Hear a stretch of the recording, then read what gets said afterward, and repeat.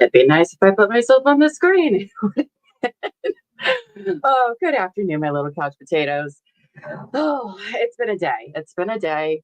It's been a day. I didn't even do my opener. It's fine. Whatever. I don't care today.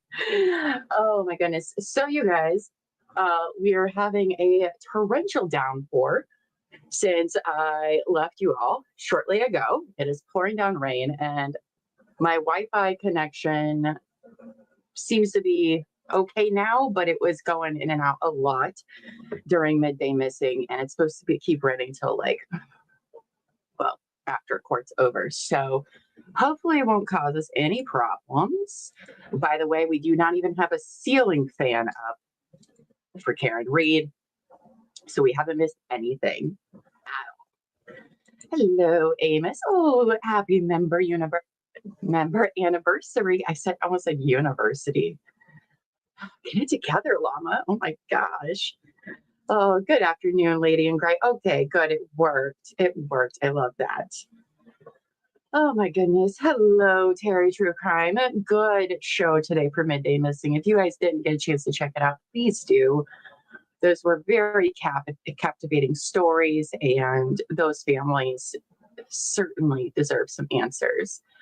Oh, it's a tough show to watch, but it's a very powerful one. Hello, Sam. Good afternoon. I almost said good morning. I know what I'm doing. Hello, Kelly P. Welcome back. Did Bev allow that expert? She has not said yet. She said she let them know when they came back. She said the court was going to be back at 2:20, and we don't even have a ceiling fan to look at. So I don't see why she wouldn't, but today's a day where apparently nothing normal matters. So we don't know yet. I'm curious to see how Brennan is going to be when he comes back. And I was thinking about this during the break because we saw his demeanor during the voir dire with Dr. Lapsada. Yeah, that's her name. And he was much more docile, not normal Brennan, right? So he dropped the ball this morning, insinuating to the jury that the holes on the back of John's hoodie, he had held it up and asked Dr. Wolf, oh, are these from what about these holes? Could these be, from road rash? We didn't really think too much about it. And then when we came back they sent the jury out, and the ceiling fan's back on, so that's good. I'm muted though, it's just so I have that. Okay. Alessi gets up and he's like, I want a mistrial with prejudice now because the holes that were in the back of the sweater were actually done by, the criminalist, I forget what that lady's name was, the prosecutors, CSI person, we'll call them that. And so we asked for a mistrial because Brennan should have known this, and it's too late to put it back in the can, so to speak. And the judge ended up just being like, well, I'll just give them an instruction to just ignore it, and that it was a mistake, right? Put it this way, it was so much of a mistake that it's changed Brennan's entire attitude today, which makes me feel like the fact that she instructed the jury, because if it wasn't that big of a deal, I think Brennan would still be Brennan, because that's how he's been this whole trial. But I think he knows that that is probably not how that should have went. So, and he didn't admit his mistake, so there's that. But we should hold the government to a much higher standard. Facts. The schedule is way off today. It's a case of the Mondays for everybody. Hello, Juju Bean. Hello. Well, we're supposed to be returning any moment. We're late, so there's that. It's not over. No, ma'am. It is not. They're supposed to be coming back at 2:20 because they did. It's been a day. It's been a day, Juju. And then she said when they come back from the break, they were just going to go straight to 4 o'clock. So they're going to be bringing Dr. Llama, who is a forensic examiner. They volunteered her about being a dog bite expert. Hank pulled the same questions he did with Dr. Russell. Oh, where are your qualifications on your CV?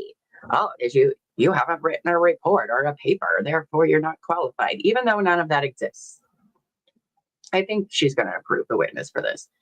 So because of today's shenanigans, the doctor is going to be on definitely for all afternoon. I don't think she's going to walk away at the end of the day. Maybe. But then they still have Dr. Rentschler from Archive to testify. So I don't know. I don't know if the defense actually is going to rest tomorrow. I think Brennan's going to kind of lay low today and not. I think he's just going to try to push through till tomorrow and come back with a different attitude. But we'll see. We will see. I could be wrong because I have been wrong a lot. So, it's one of those days. Kelly says, I wonder if the jury is wondering why there is no Proctor, Albert, or Higgins. I think that, I don't know if they're thinking about them right now because their names haven't been brought up in a while, which is kind of a problem that I'm having with the defense's case. Though I understand that the defense wanted to bring someone in to show the proper procedures for, investigations and stuff, and Bev denied that motion. So it's not for a lack of trying, because they are using the Bowden defense, which is about shitty investigation. So I don't know, but that's just, today has been beyond a frustrating day, right, Dave? Oh my gosh, so frustrating. Oh, it's so frustrating. I think she should have waited to consider the mistrial info. But you know what? So then she apologized to the jury about it. It was just like, oh, just forget about it. But I feel like she should have said more, but I don't like it. I don't like it one bit. Mm-mm. Hello, Sam, over on Facebook. Yes, feel free to chat. Our Facebook viewers, hi. Hello there. Feel free to chat in the chat over there and leave some comments on this video of the coverage today. I will see your comments, even though I'm not directly on Facebook. So we want to hear what you Facebook people have to say as well. Hello again, Teresia. Hope you had a good afternoon. Hope you all had some lunch. I ate a sandwich, which was great. I got me a Red Bull, a wild berry one, which I've never had before. And it's pretty delicious. So, all right. I didn't sleep. I didn't go to bed early. I didn't go to bed till like 2 a.m, probably because I drank a Red Bull too late yesterday at like 3. And I'm doing it again because I don't learn. Savage Cashew says defense witnesses are supposed to make up the hyper-specific qualifications, whether those exist or not, like Shannon. Yeah. Like she is just like, we've seen the experts that the prosecution has brought. Okay. And now we've seen the ones that the defense has brought. Now, the ones that, and this is not biased speaking here, I've watched a lot of trials, and the experts that defense has brought, their demeanor, their qualifications, what they're there to talk about, all normal, all completely normal. It's what we should have gotten with the prosecution and not whatever clown show experts they've brought. It's really, really wild to watch. Oh, I think AJ's closing is going to be fire. I think so. Hello, good afternoon, Amy Beth. You know what I like about these squares? So apparently we were changing the layouts this morning. And chat said the square looks better than a circle. And now that I'm bigger here, I'm agreeing. with chat. I do think it looks nicer. Also, your guys' comments are bigger and squares, so I can see all your fun profile pictures so much better, which I love. I love that. Kelly P says, absolutely she would have, because if it was defense who made that mistake, she would have made a big deal. Yeah. Yeah. And then she was rude to Alessi about it. Like, well, I don't even have to say that then. It was just like, what? What are you even saying right now, Beth? She had an attitude for no reason whatsoever. There's Simone. Hello, Simone. Welcome back. Welcome back. Oh, there's raindrops and feathers. Hey, girl. Hey. Girl, it has been a day of shenanigans, a day of frustration.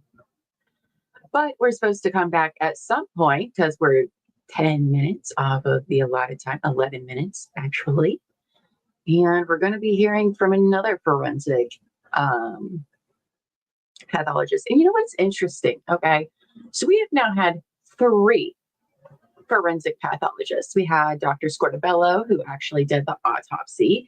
We had Dr. Russell, who is a forensic pathologist, and a whole bunch of medical examiner. I mean, that woman had everything. Oh, we got noise.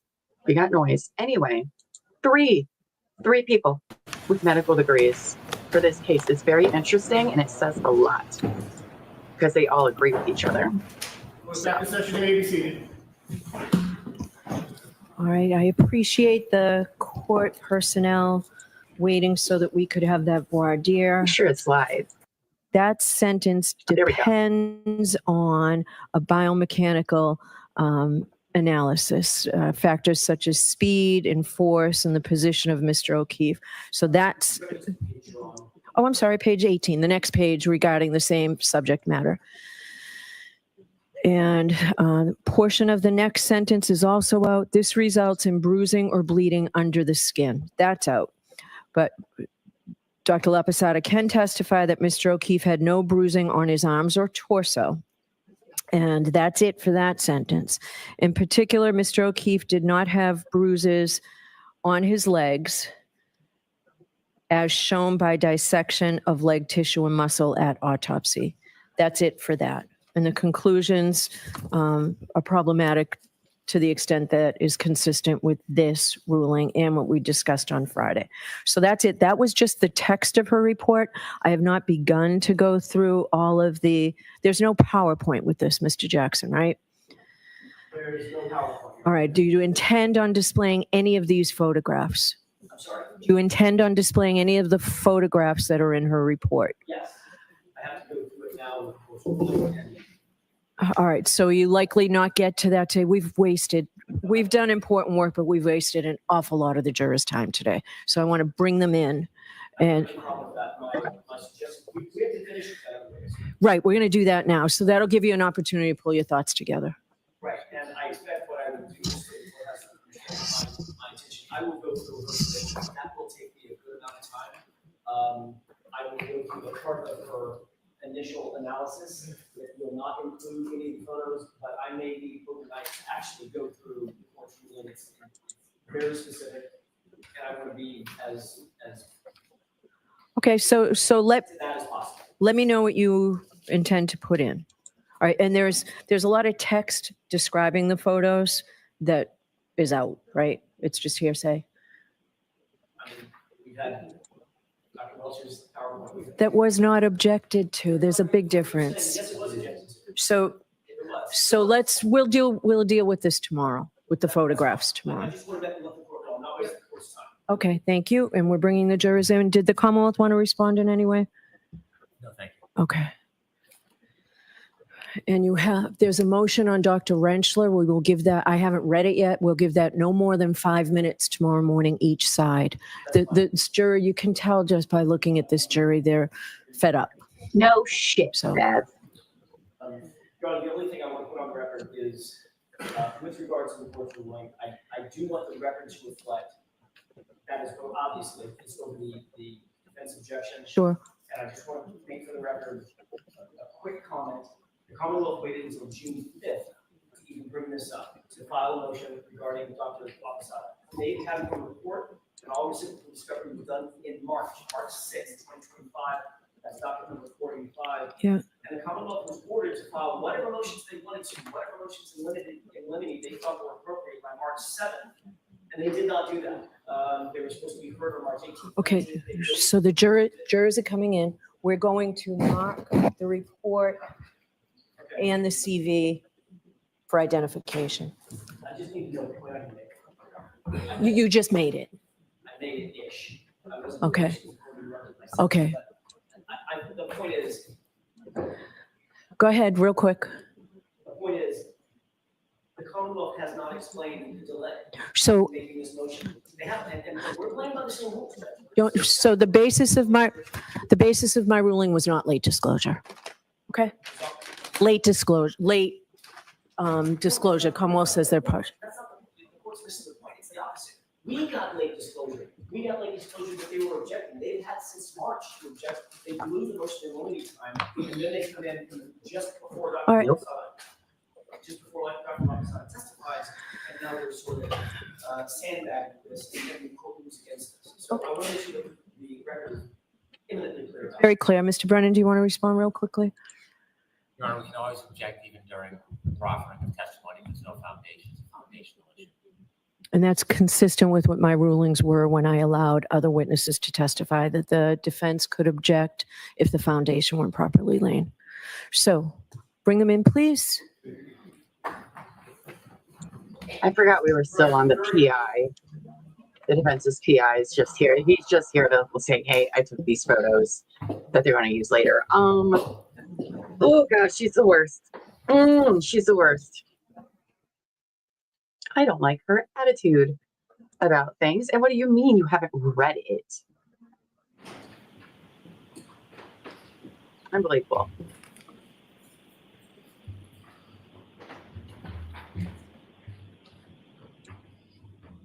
Right? Doesn't it sound like she's like extra salty? Probably because of what happened this morning.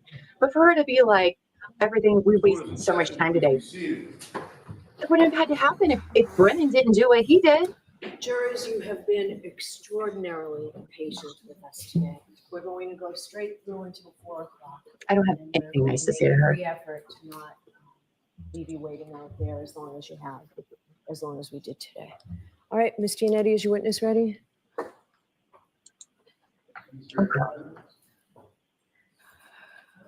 A lot. We'll fill you in a bit. I'm sure there'll be a sidebar.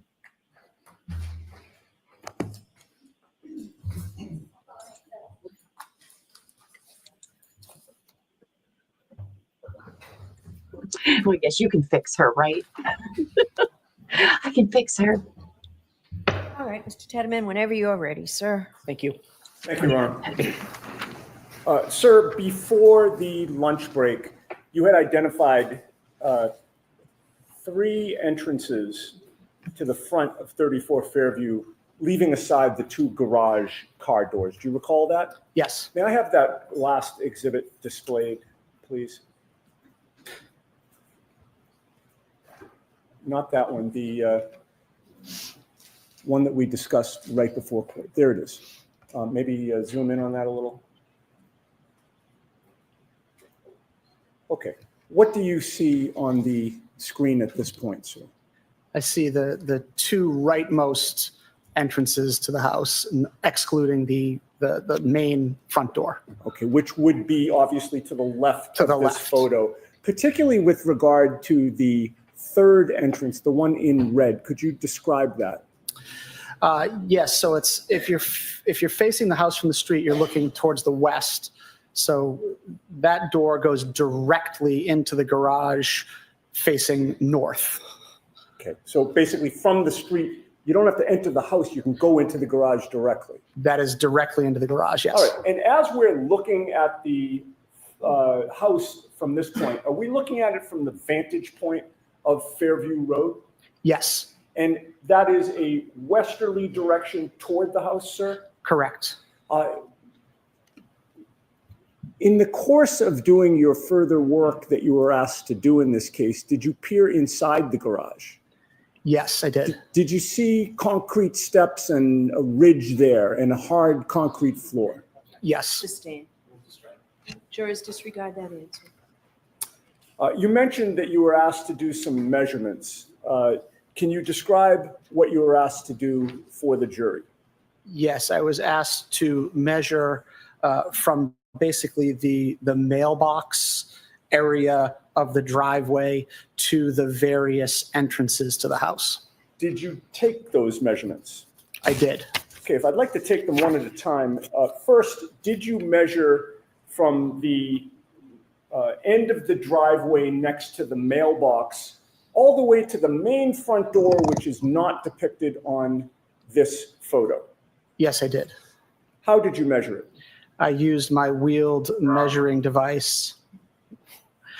And I walked directly across the lawn to the front door, well, to the bottom of the front steps, and then used it to go up the front steps straight to the door. And what was the measurement, if you recall, from the mailbox area near the end of the driveway to the main front door on the left? I believe it was 65 feet 9 inches, but I have notes if I think you got it right, sir. Okay. Next, did you measure from that same location near the street, the end of the driveway next to the mailbox, to the second front door, which is actually depicted in the exhibit that's on the screen? I did. And how did you measure that? I walked along the edge of the driveway on the asphalt right next to the grass towards the house from the mailbox and the edge of the street towards the house. I took a left onto the brick walkway, proceeded along that walkway, then took a right to the walkway that you can see right there, heading directly to the door, and went up onto the little decking area, and then those 2 steps directly to the doorstep. Okay, so you walked essentially almost the whole length of the driveway Yes, before you took the left to get to where the steps start going to that second front door, yes, and then went up to the door itself. yes. Do you recall from your memory what the measurement was? I believe it was 70 feet 1 inch. It's been a day.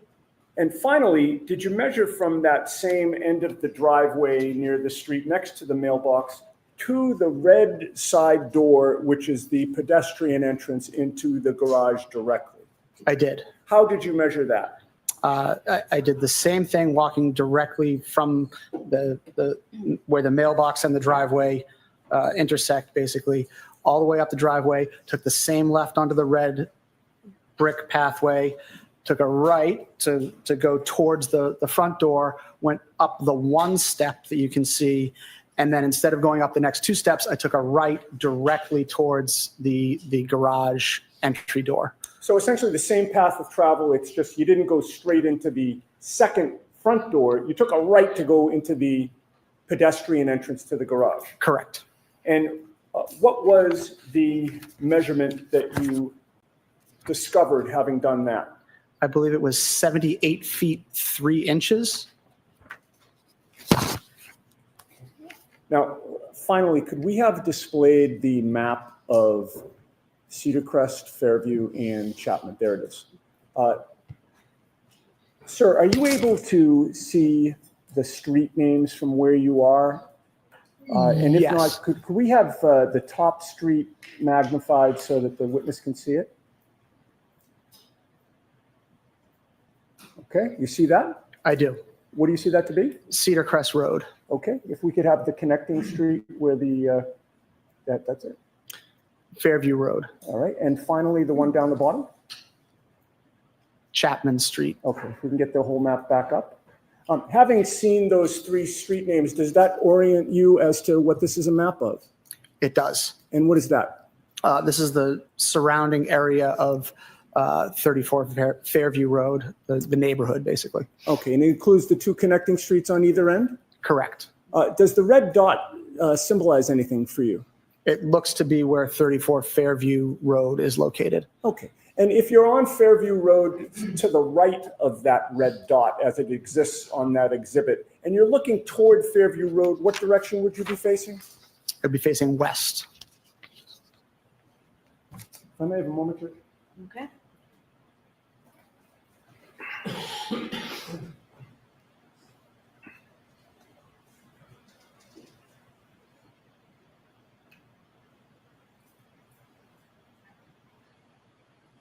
Further questions? Thank you very much, sir. Thank you. Questions? Yes.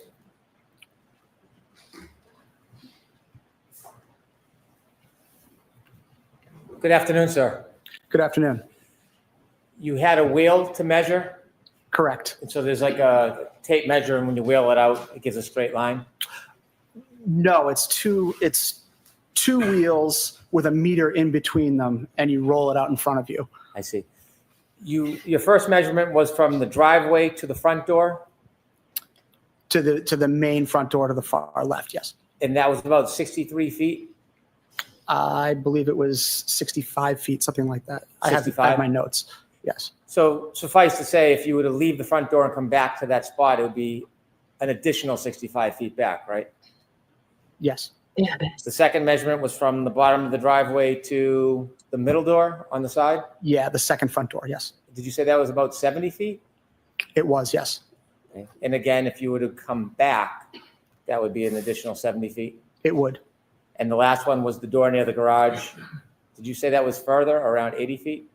78 feet, 3 inches, I believe. Except one way, Correct, and back is another 78 feet. correct. When you measured these, was it from the asphalt of the driveway or to the left of the mailbox as you're looking at Fairview? It was to the right of the mailbox on the asphalt, as close to the mailbox as I could get. Did you happen to take any measurements from the flagpole to the front door as far as distance? I did. And what was that? I do not have the exact measurements. I'm not sure. Do you have it in a report that you could I look don't. at? I don't. No, not with me. How about the flagpole to the middle door on the side? Did you take any measurements of that? I'm not sure I took that one. How about the flagpole to the furthest away door, which would be the door next to the garage? Did you take any measurements of that? I think I took a direct measurement to that. Yes. Right. What was that number? I don't know. Do you have a report you could share with us? I That don't. number? No, I'm sorry. It's okay. Did you ever measure if you were at the flagpole area, how long it would take to walk up the street? Or how far it would be to walk up the street, up the driveway, to any of those doors? Did you ever measure it that way? I did. And what was the distance if you were going to start at the flagpole, walk up the street, up the driveway, down the walkway to the front door? I'm not sure that distance. Not positive the distance. Was it over 80 feet? It was. And if you did the same route up the street, up the driveway to the middle door, would you agree that would be well over 80 feet as well? Can you repeat the question? How? Sure, if we were to measure from the flagpole, up the street, up the driveway to the middle door, that would be well over 80 feet. Yes. Same to the door next to the garage. Yes. Thank you for your time. All right, nothing further. All right, you are all set, sir. Thank you very much. Thank Well, that's all for that guy. Okay, Mr. Jackson. Which is fine. That's what he's there for. That's Dr. Elizabeth Llama side. Okay.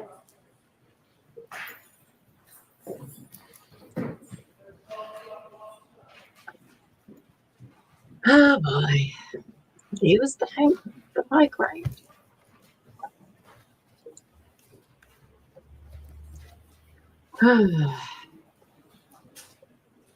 I do not have nice things to say, Linda, about today.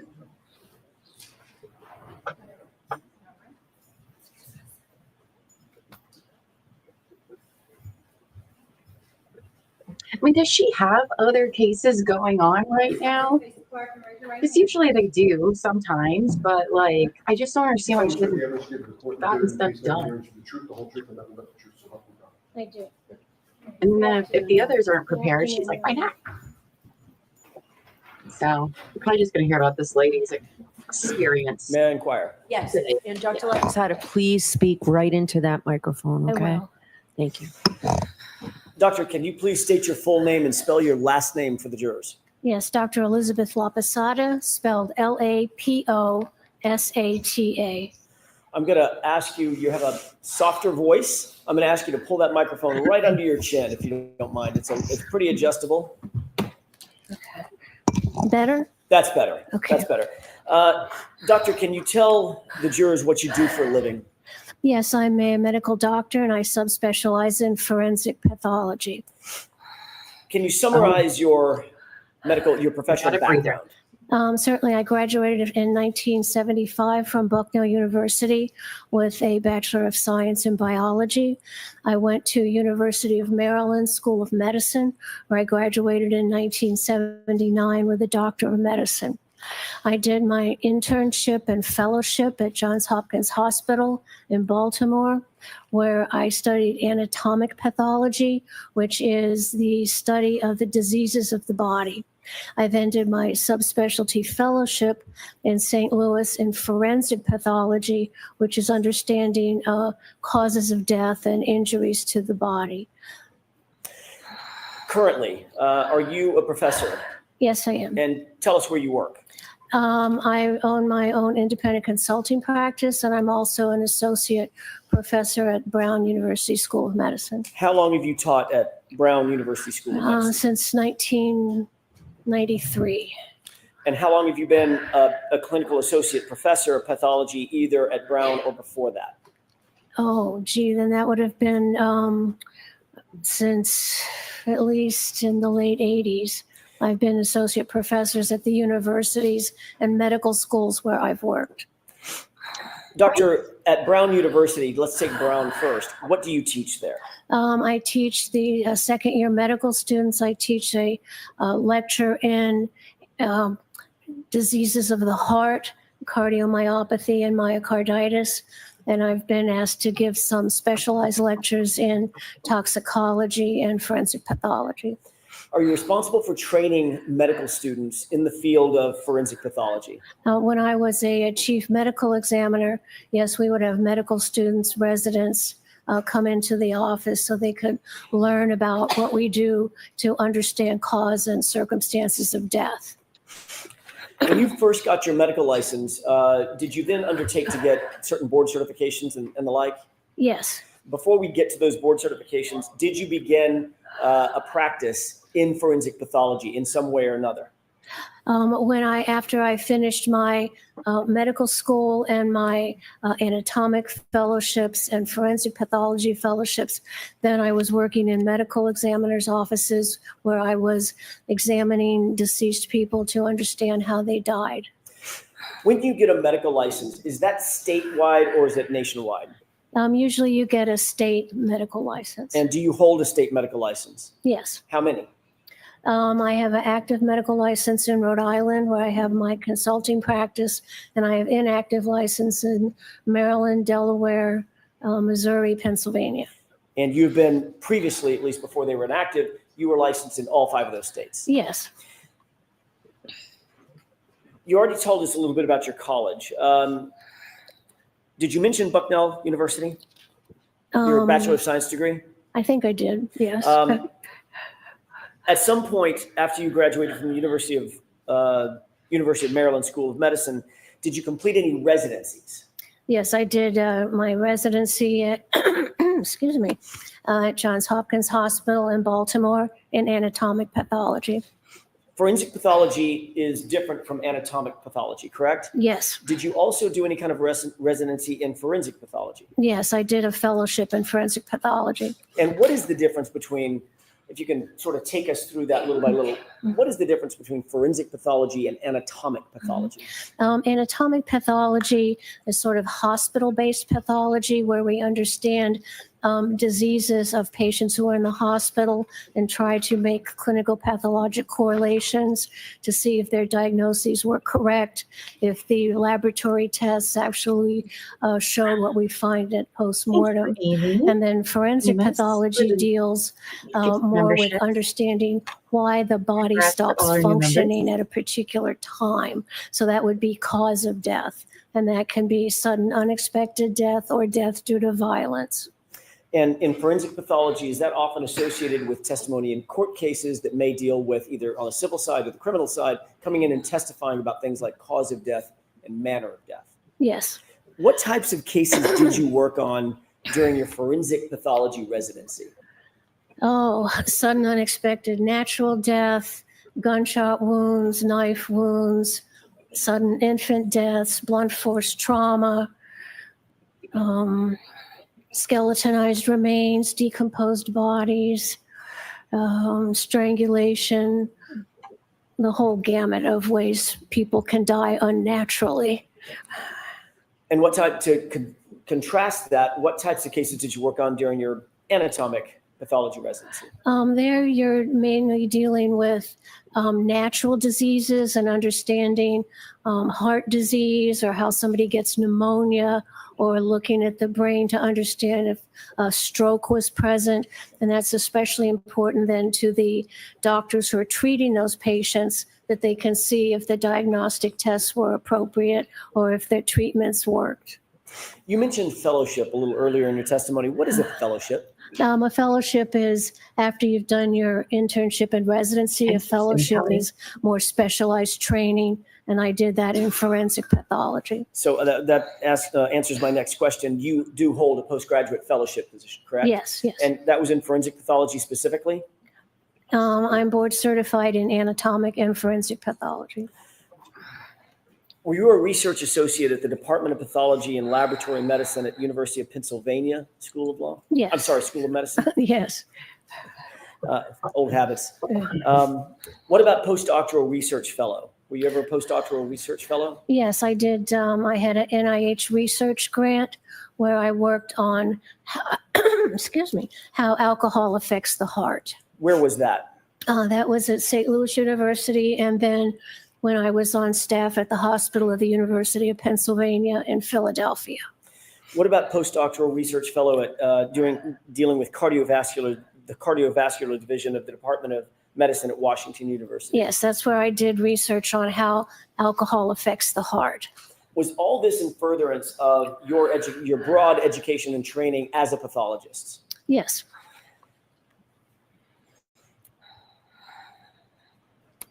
I think you indicated that you have served as a chief medical examiner in answering one of the previous questions. Can you tell me a little bit about that? Yes, I was appointed chief medical examiner for the state of Rhode Island in 1993, where I was responsible for all unexpected, unnatural deaths or deaths that involve violence in the state of Rhode Island. So I had to supervise the office, made sure I have adequate staff, made sure my forensic pathology staff were doing a good job, made sure I had an adequate scene investigative staff. So running the whole office. Is that the highest appointment in the OCME's office? Yes, it is. In that position, did you oversee every single medical examiner in the state of Rhode Island? Yes. Did you also hold a position as the co-chair of Child Fatality Review Committee in the state of Rhode Island? Yes, as part of being chief medical examiner. Tell us a little bit about that. What was that appointment? Well, there's a big concern about infants who die and children who die. So those are reviewed specifically by a group of doctors from the pediatricians and also then the medical examiner's office. So we look at every child and infant death. How long did you serve as the chief medical examiner in the state of Rhode Island? For 12 years. Starting when and ending when? Starting in 1993 and ending in 2005. As the chief medical examiner for Rhode Island, did you ever have the responsibility to work on any mass disaster cases? Unfortunately, yes. Okay, tell us a little bit about that. If you could start with the Egypt Air issue. Yes. Excuse me, I'm so sorry. In 1999, the Egypt Air 990 took off from New York airport, and it crashed off the coast of Massachusetts, and 2,065 passengers died. And because of the force of the airplane going into the water, all the bodies were fragmented. So all the fragments were brought to my medical examiner's office. They actually vacuumed the ocean floor, and we had 2,600 some fragmented remains from that airplane crash, and that involved working with FBI, TSA to identify those individuals and understand exactly why they died. What was your role and the role of your staff that you supervised in dealing with those other government agencies, the FBI, the NTSA, other entities, in terms of the fatalities that you did review as a medical examiner, the chief medical examiner of Rhode Island? Well, I dealt with families from around the globe who had relatives on that flight. And then the FBI was looking into what may have caused the crash. The Egyptian government, who owned the airplane, was also there and interested in understanding what happened. And we were also, tasked with identifying everybody who was on the plane and to see if that matched the passenger manifest list. So were there people on the plane who shouldn't have been on the plane? So that sort of thing. In terms of matching that manifest, were you the head of the department for the medical examiner's office that was responsible for trying to figure out who was on the plane and match those remains with the individuals that were on the manifest? Yes, we made the positive forensic identifications and returned the fragmented human remains to their families. Doctor, did you also deal with the tragic station nightclub fire? Yes. In what capacity did you deal with that? Again, this was a nightclub that burned down. It burned down very rapidly with a very hot fire, and that was in Rhode Island, and there were 100 fatalities from that. So those come to the medical examiner's office. I had my investigator at the scene throughout that time of recovering the bodies, and I was charged with determining the identity and the cause of death. Were you successful, or your staff successful, in determining the identity of most of those individuals who perished? Yes, all of them. We worked around the clock for 3 days to get that done. And you were the head of that task was. force. Before you became the chief medical examiner in Rhode Island, did you previously work as a medical examiner under somebody else? Yes. Tell me about that. What was your first post as a assistant medical examiner? My first post was after I did my fellowship training in St. Louis, Missouri. I was an assistant medical examiner for the city of St. Louis. Were you ever an assistant medical examiner in Philadelphia? Yeah, so after St. Louis, I moved to Philadelphia, where I was on staff at the hospital of the University of Pennsylvania, and I ran the autopsy service there at the hospital, and I was also an assistant medical examiner for the city of Philadelphia. After that, I was an assistant medical examiner for the state of Delaware, and then I came to Rhode Island as I was chosen to be chief. Dr. LaPosada, can we put dates on that? Assistant medical examiner in St. Louis, from when to when? Do you remember? Oh my, let's see. May I look at my CV? Sure, with the court's permission. Yes. Okay.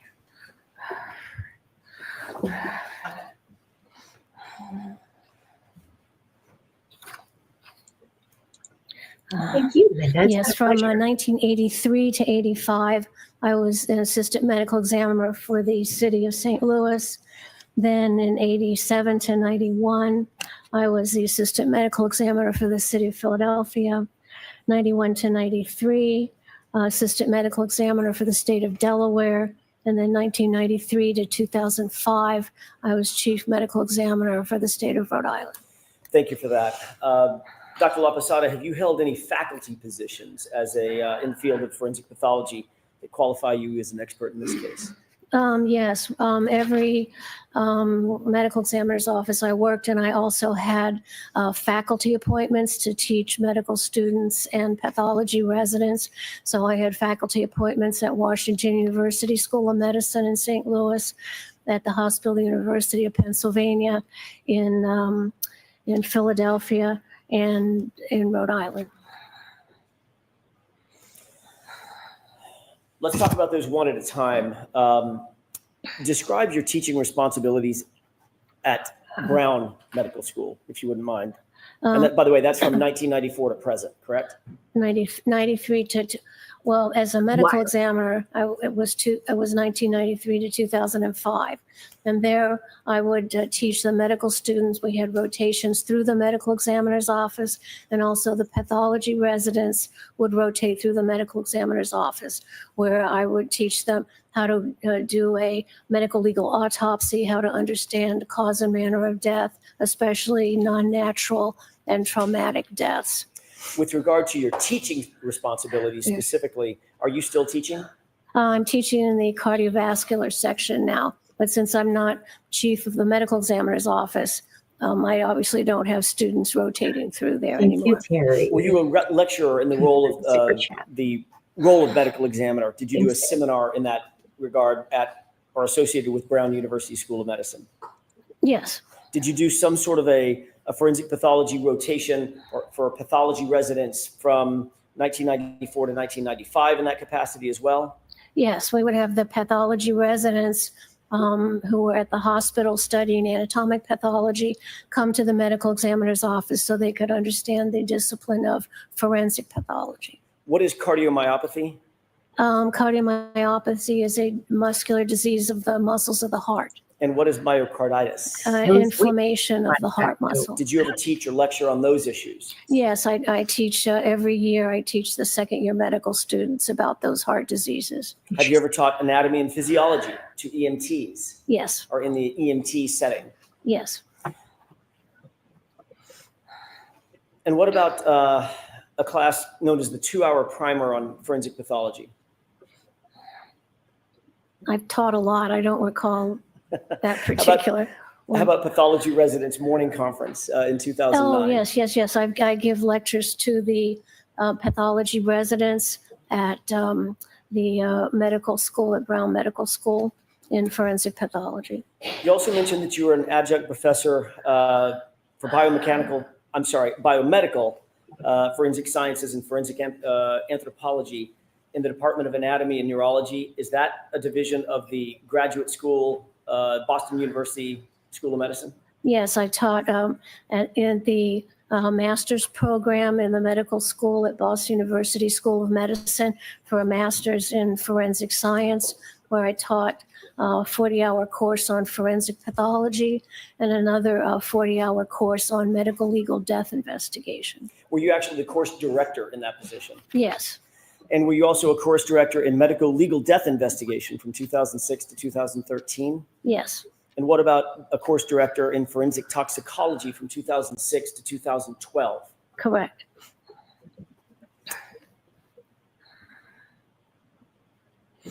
Did you direct the studies in biomedical forensic sciences, GMS, from 2012 to present? Yes. Describe that. What is that? The graduate medical sciences. You guys are too sweet. Correct. Okay, yeah, I would review and be on the board to examine projects that the students were doing to get a master's degree.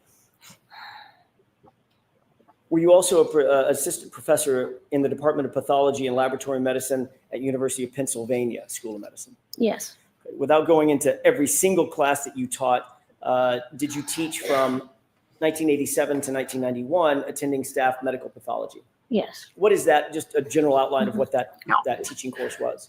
That's when I was at the hospital, the University of Pennsylvania. I ran the autopsy service, so I taught medical students and pathology residents about autopsy practice. I want to ask you sort of broadly, can you describe your major teaching and clinical responsibilities when you were at University of Pennsylvania School of Medicine in the field of forensic pathology? What were your main clinical and teaching positions?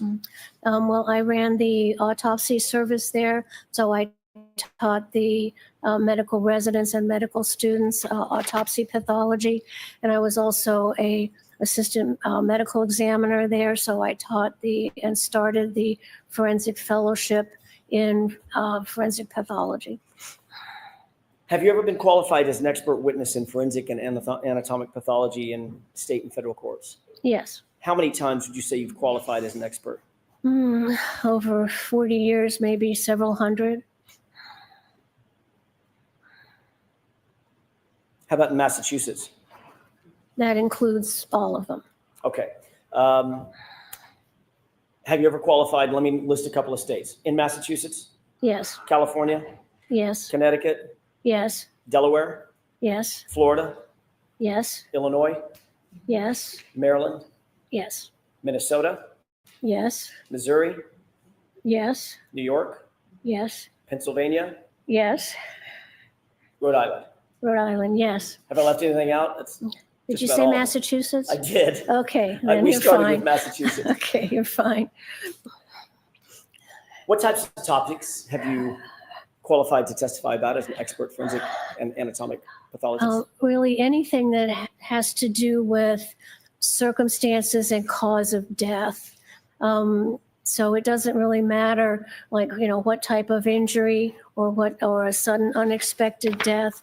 Usually it involves examination, study of information from the scene, information from the autopsy, police and investigation of medical records. And we put that all together and figure out the circumstances as to how someone died and why their body stopped functioning. So that's the basis of forensic pathology. Dr. Williams, excuse me for just a second. You want to maybe approach the one? So just so you guys know, the judge says this woman who put pieces of bodies back together from a plane crash and identified 100 people who were burned alive in a building is not qualified to talk about dog bites. Just so we're all aware, that says, I'm sorry, but no, she's not qualified to talk about that. I'm not going to allow that. What? This woman's amazing. I want to read. Does she have a book? Because I want to read it. It sounds fascinating. Crazy to me. Linda Farrow says, I think AJ is spending all the time on her qualifications for when he might have to appeal, since Bev doesn't seem to think she's qualified to give an opinion about the cause of death or dog wounds. I agree. Plus, he told her that he thought he was going to be spending more time on the CV because she hasn't read her whole report yet and still has more stuff to decide on whether or not she's going to let her testify. I'm so over Bev today. So over Bev today. Elbow feet might have to pick me up some wine or something. I am upset about it. No, Dave. It doesn't sound like bias at all. No. I mean, this woman is almost as equally qualified as Dr. Russell. I don't, it makes no sense. None of this makes any sense. Yes. Well, I don't think he's going to be able to bring that up because they're not allowed to bring it up. She's not allowed to testify to dog fights. So we'll see. Dope says, Brennan, do you have a dog as a pet? No, I don't have time. The state rests your honor. 15-minute break, everyone. We're well ahead of schedule. Oh, this woman. All this, we're way ahead of schedule, guys. But I'm going to keep you in the back room for 3 hours and not read reports that I probably should have read months ago. Worst. Sarge says, well, I mean, dogs are super rare and take specialized training to be able to ID dog bites. I mean, sure, but I feel like I feel like these people are qualified to ID them at this point. Keep you here for 2 minutes. Right. Dr. Lopez, I'm going to ask you to step down and you can go back with the court officer into that back room. Okay, certainly. For fuck's sake. Sorry, we are having another storm roll in. Downstairs and back up the stairs to come back in 5 minutes. We're just going to Very sit loud here. one. You all can sit here. We're just going to be in recess for 5 minutes. Oh, so we're just gonna sit here. Why? Okay. I guess we're doing this now. Don't want to waste the jurors' time with whatever is going on. Ugh. That's okay. It gives us time to talk. Whatever. I like talking to you guys anyway. Haley says, has the prosecution presented a qualified medical practitioner in dog bites to say they weren't dog bites? Not yet. I believe Brennan said that if Dr. Sada testified about dog bites, then he would be compelled to call their dog bite expert who like trains dogs and stuff. Which, okay, if that guy's qualified to talk about dog bites, how is a medical professional not qualified? This guy just a dog trainer? I don't understand. Lady in Gray says, I think that's only allowed to comment on the injuries being inconsistent with being hit by a vehicle. Yeah, I think that's what she's decided. I don't know, Juju. I don't know. Right, that's true. So nothing stops him, right? He'll just keep going with his questionings.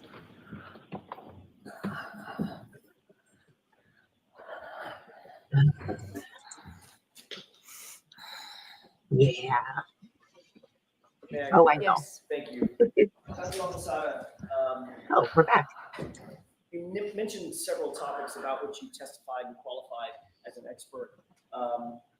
Testified as an expert in several different states, several different courtrooms. Have you been qualified as an expert by those courts in those topics about which you just discussed? Yes. Do you hold any specialty certifications in the field of forensic pathology? Well, I'm board certified in forensic pathology. What about the American Board of Pathology? Yes, the American Board of Pathology puts forth examinations that are a 2-day examination in the various disciplines of pathology. And if you successfully complete those examinations, then you become a diplomat of the American Board of Pathology in whichever subspecialty you're in. And I became a diplomat in the subspecialty of anatomic and forensic pathology. What about a certification in basic bloodstain pattern analysis, the International Association of Identification? Yes, I had a week-long course in understanding blood pattern analysis. Can you tell us a little bit about the National Registry Emergency Medical Technician certification that you hold? Yes, I took training to become an EMT. Have you received a number of honors and awards in the field of forensic pathology? I have. What do those awards include? May I look at my CV again? Sure. Thank you.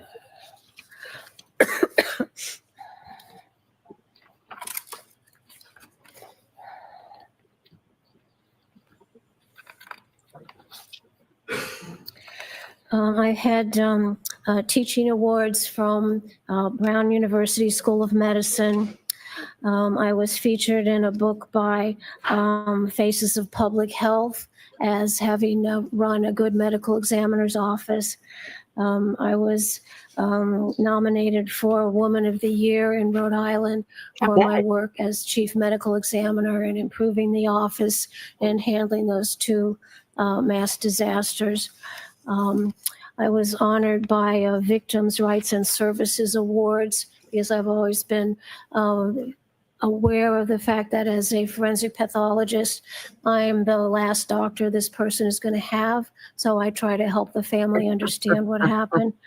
I was honored for my work in the mass disaster in Egypt Air 990 plane crash. Let's see. I was Outstanding Woman in Public Service for Providence, Rhode Island. I've gotten teaching awards from Brown University School of Medicine. I was elected to the Board of Trustees in the Delaware SIDS Foundation and the Philadelphia SIDS Foundation. And then we're back to my medical school. If you could pull the microphone a little closer to your chin. It's very hard because the chair doesn't push it. Oh, the chair doesn't move. Okay. Oh, I got it. I moved. We'll make do. Okay. Thank you, Dr. Lapasada.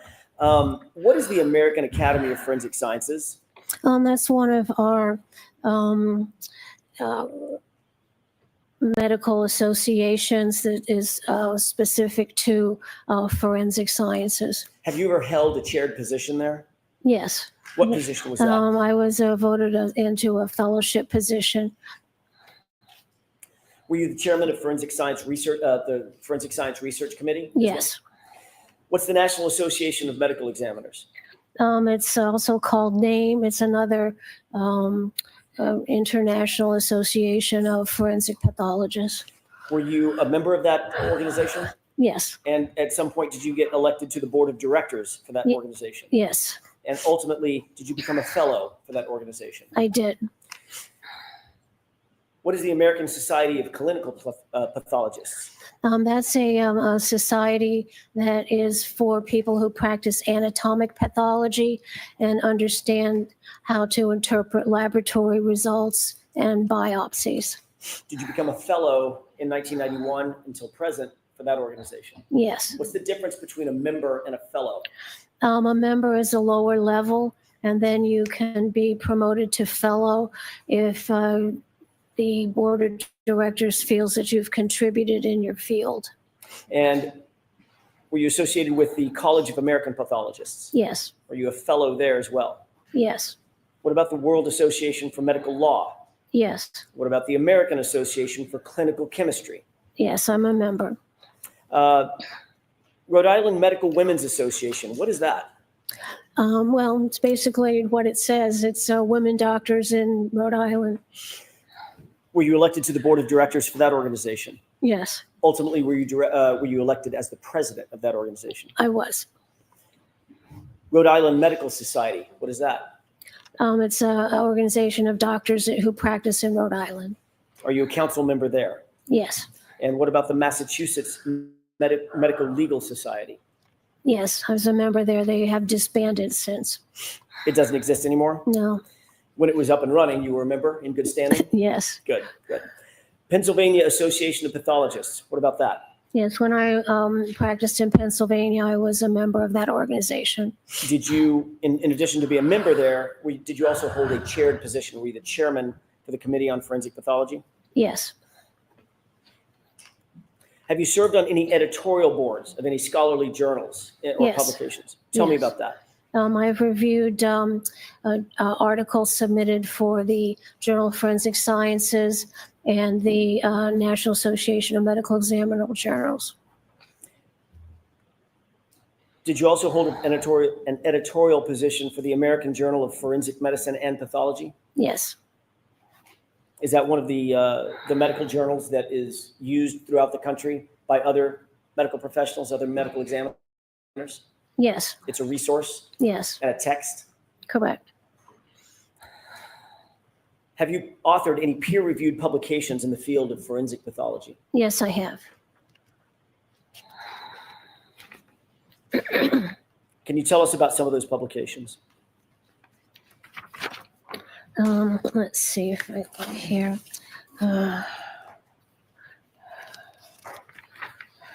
Oh, you watched Yeah, I've your written Abby? chapters in textbooks That'll get you. about medical legal death investigation and forensic pathology.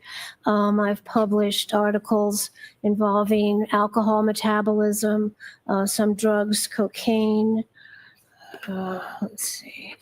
Alcohol metabolism in the heart, I mentioned. So it's not here. I think she has asthma or something. And so I've published 22 papers, and I've written several chapters. You already said that you're board certified, double board certified in anatomic and forensic pathology. Is that correct? Yes.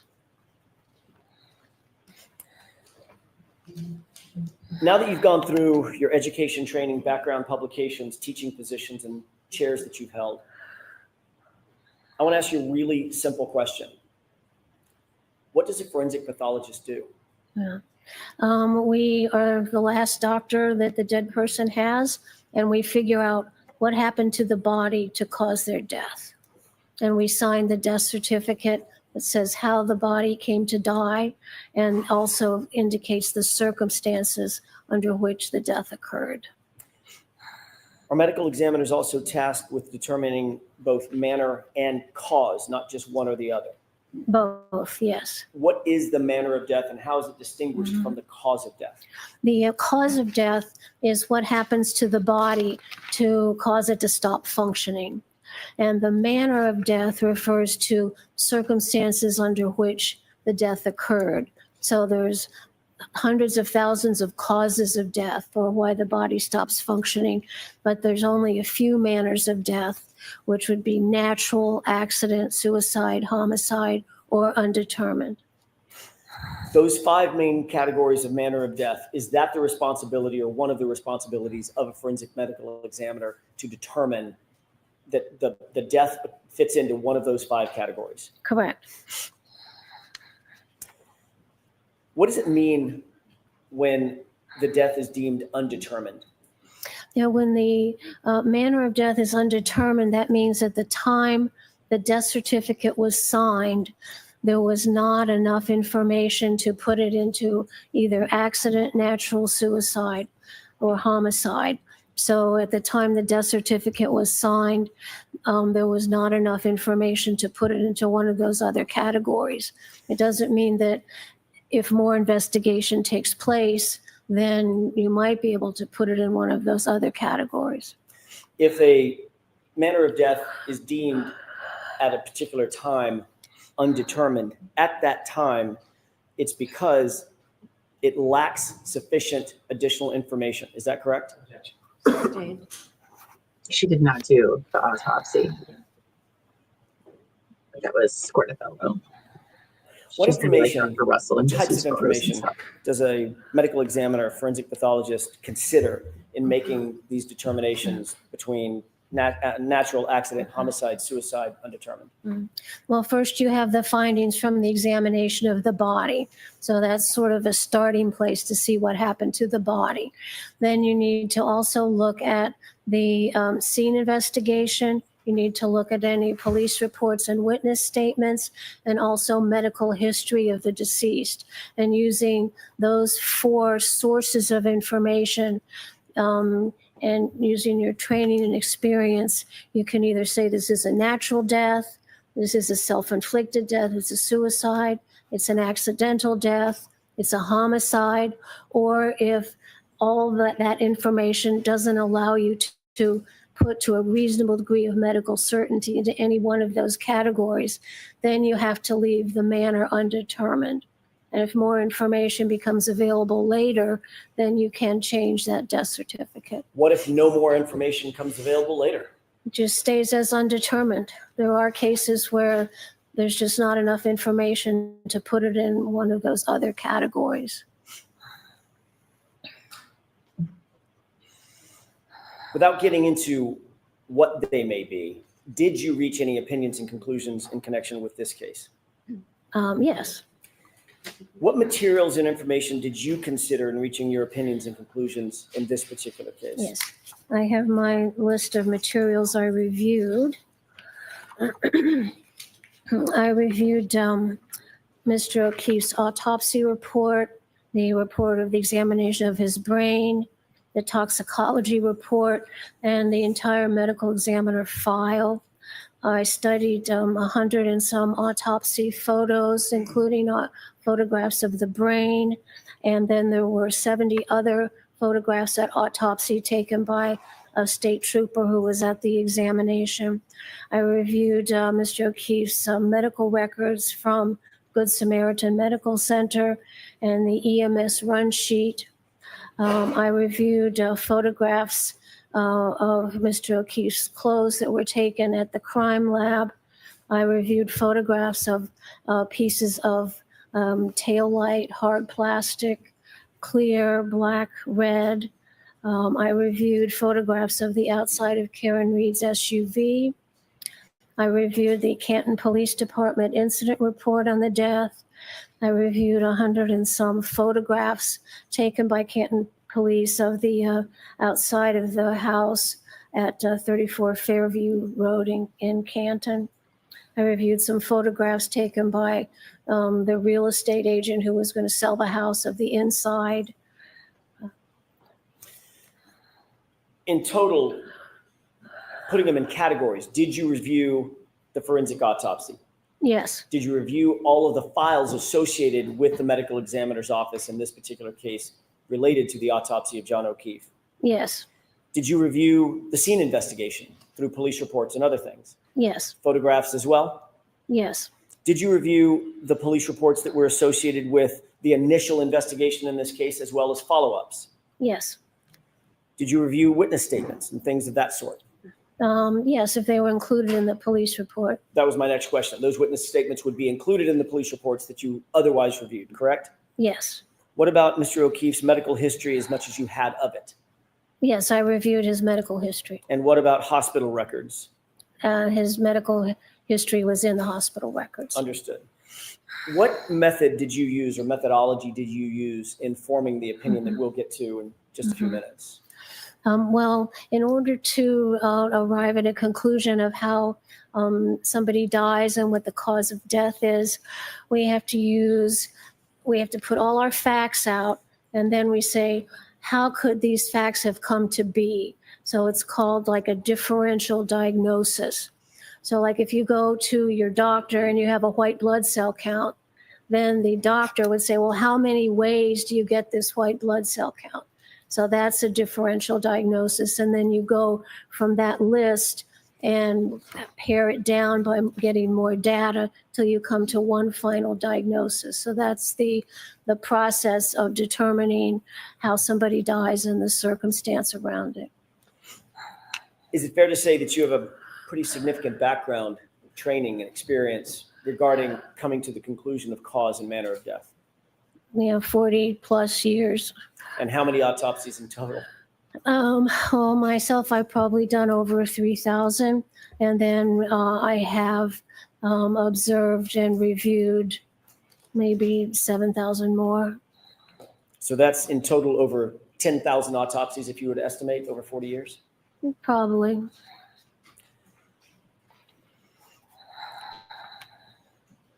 In addition to just autopsies, how many death investigations, separate and apart from autopsies, have you been involved with? Well, the autopsy usually has a corresponding death investigation with it. Do you have experience in examining, identifying wounds, not necessarily the cause and manner of death, but wounds that are associated with someone on whom you're performing an autopsy or you're supervising an autopsy? Yeah, so looking at the injuries on the body and understanding what caused them is a huge part of forensic pathology. Have you ever conducted or overseen any autopsies of individuals involved in vehicle pedestrian collisions? Yes. How many times, if you had to estimate? No, hundreds. 100 or hundreds? Hundreds.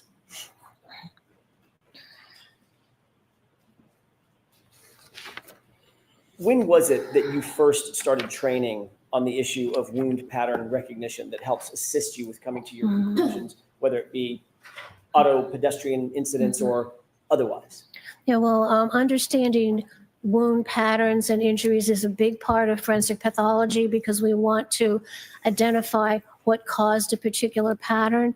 So understanding that whole complex bag of injuries begins when you start your forensic pathology training, which was when I started back in '81. In addition to the cause of death, which might be whatever, a gunshot, something, does the pathologist also undertake an examination of the rest of the body that's not so obvious, other wounds, et cetera, that might tell a more defined story? Yes, we look at the entire body, we look at the clothing, we look at the outside of the body, then we do the internal examination in order to understand not only why the body stopped functioning, which is the cause of death, but also things that could have contributed to it or helped to understand the circumstances around how that death occurred. When you say the body, you mentioned the clothing. Why is the clothing important? Is that part of the body for a forensic medical examiner? Oh, yes, it is. You always have to look at the clothing because it has materials on it that may be important as to how injuries occurred. So it's every time you do an autopsy, you have to always make sure you have the clothing. Many times it would have been taken off at the hospital, but then I would always ask my staff, tell the police, we've got to get the clothes, have to look at the clothes. What is a gross examination? A gross examination is not actually like grotesque, but it means like without microscopes. It means just looking with your naked eye.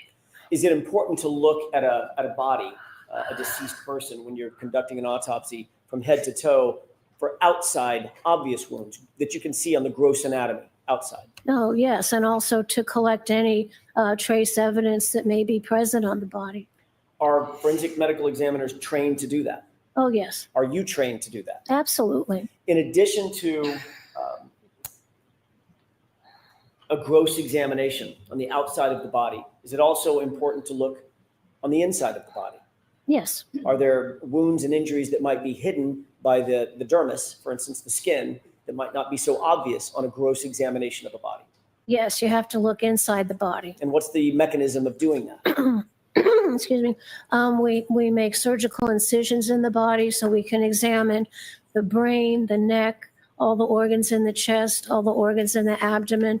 And depending on the case, we may make incisions in the arms and legs to look for evidence of injuries. What about x-rays? Are x-rays an important part of an examination in an autopsy? Yes, they're usually done before the autopsy is started, and we look for changes in the bones or any foreign material that might be present in the body, like a bullet.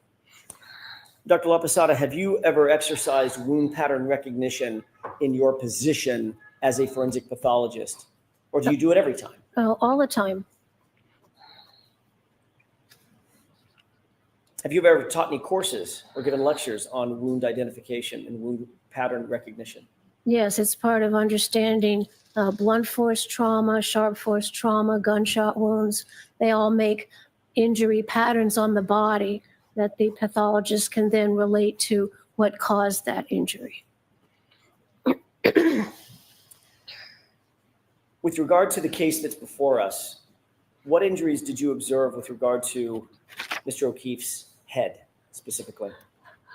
I observed that he had evidence of blunt force trauma to the back of his head. Are those injuries consistent with a particular type or pattern of patterned injury? Yes. Describe that for us, please. There in the back of his head, a little bit to the right-hand side, was a horizontal tearing of the scalp, and that's called a laceration. And surrounding that were linear scrapes that were vertical in orientation.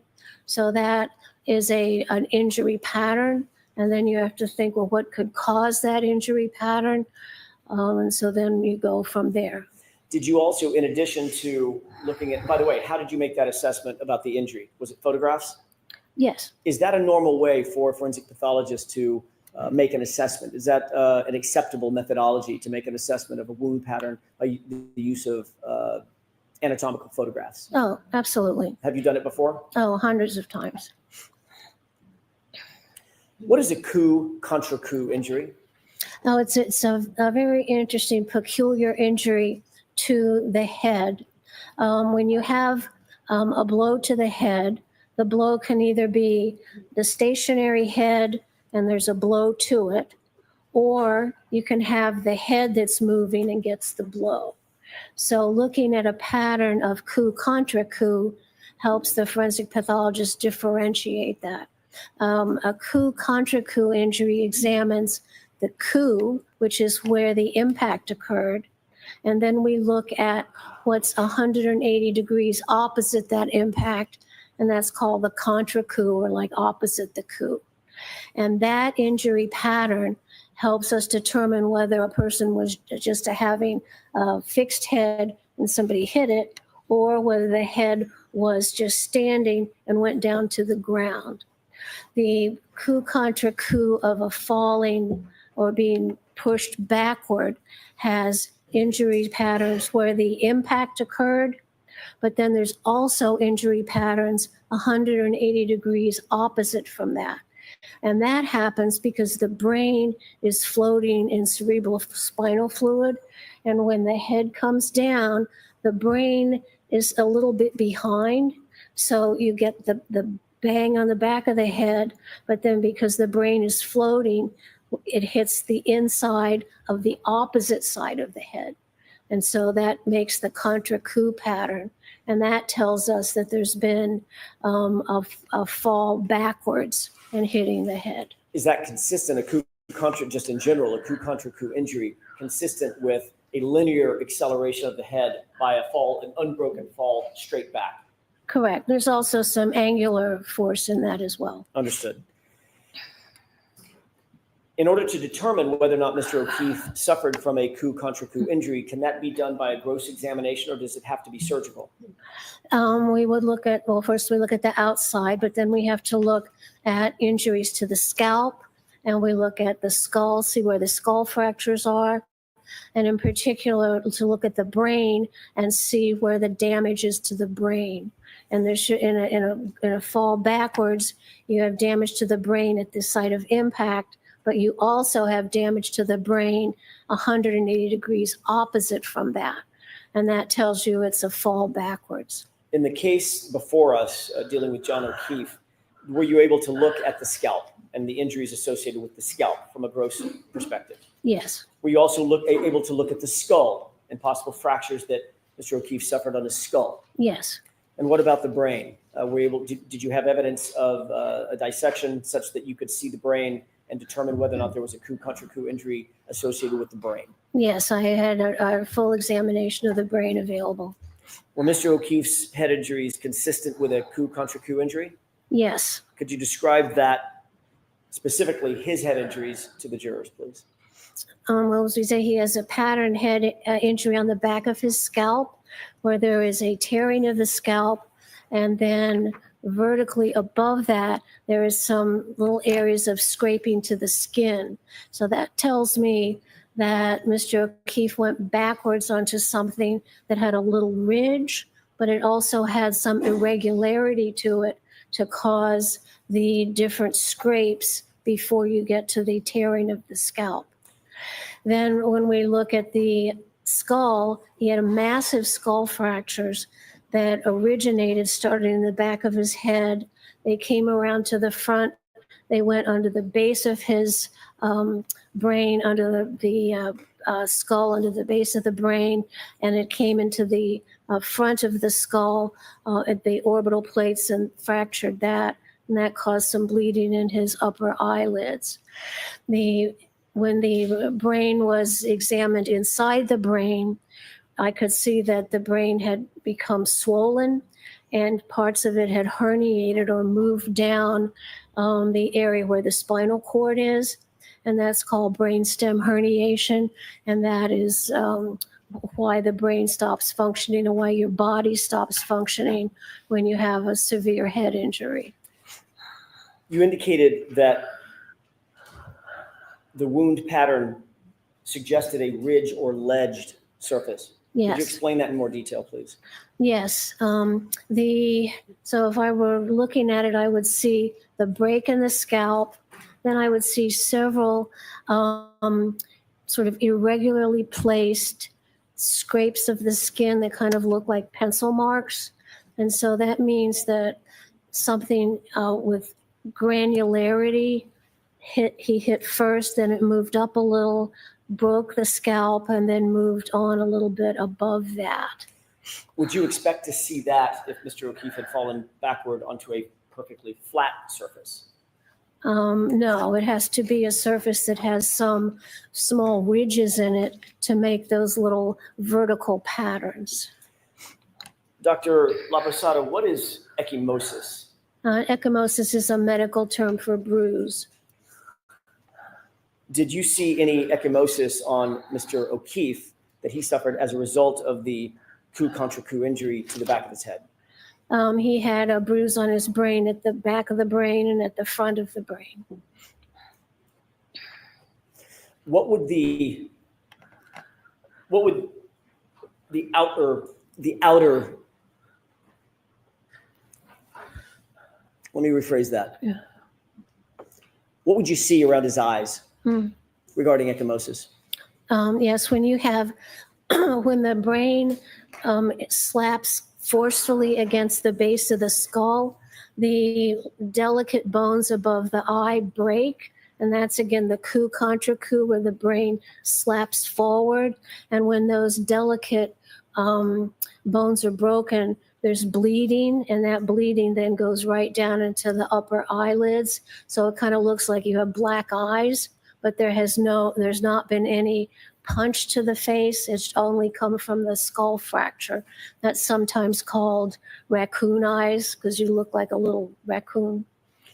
Did you see any skin injury to either one of Mr. O'Keefe's upper eyelids? Yes, he had a small kind of slit-like defect horizontal on his right upper eyelid. Would the ecchymosis on its own produce that type of injury, that laceration over his right eye? No, the blood seeping down into his upper eyelids was from the skull fractures. Was the laceration above his eyelid on the right side a separate injury altogether? Yes, it was.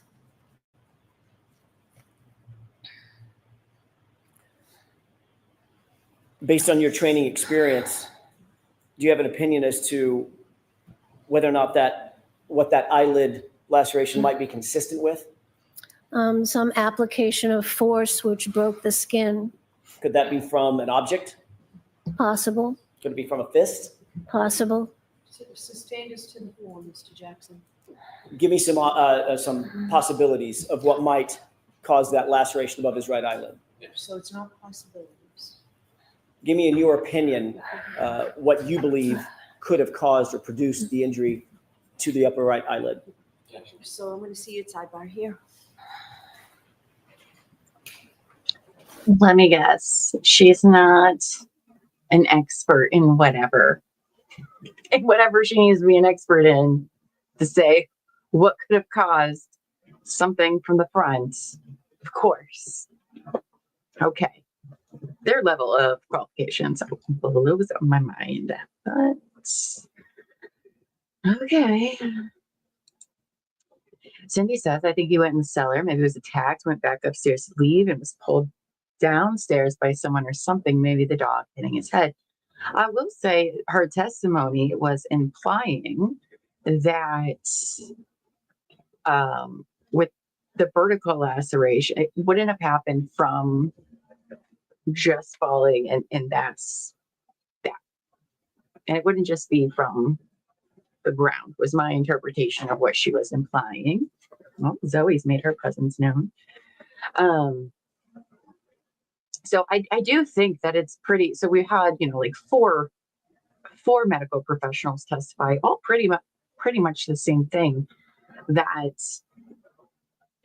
it seems like, well, they didn't qualify whether it was brain injury, blunt force trauma, or hypothermia, but each one has said that the blackened eyes were from hitting the back of the head and the brain going forward. I imagine that they probably also maybe look different. Maybe they fill up with different fluids or something. I don't know. But to what she's saying, it doesn't sound like he just fell backwards on the ground and that was it. So that's interesting. I think not. Right. Brennan wants to say it was like the spoiler wing or whatever, but she's not a car expert. So, yeah, she can talk about car injury wounds, even though she's not a mechanic. May I inquire? Yes. Thank you. Dr. LaPosada, you just mentioned that the laceration above the right eyelid was consistent with the application of force, correct? Correct. You said it could come from some object. Is that right? Correct. It was fairly small. It's some sort of object. Is it also consistent with a fist? Sure, a fist is an object. Okay. Your Honor, at this point, I hate to do this again. May we approach? This is probably a good time. We talked about it at sidebar. Can you do anything to fill up the jury's time for the next 10 minutes and then we can do this? Not without what we discussed at sidebar. Okay, a minute, okay? Both of you come on up. A minute. You're getting a minute because we have 10 more minutes with this jury and I don't want to waste any more of their time. Oh my, oh, she's the worst jury. 0 stars for Bev today. 0 stars. Ugh.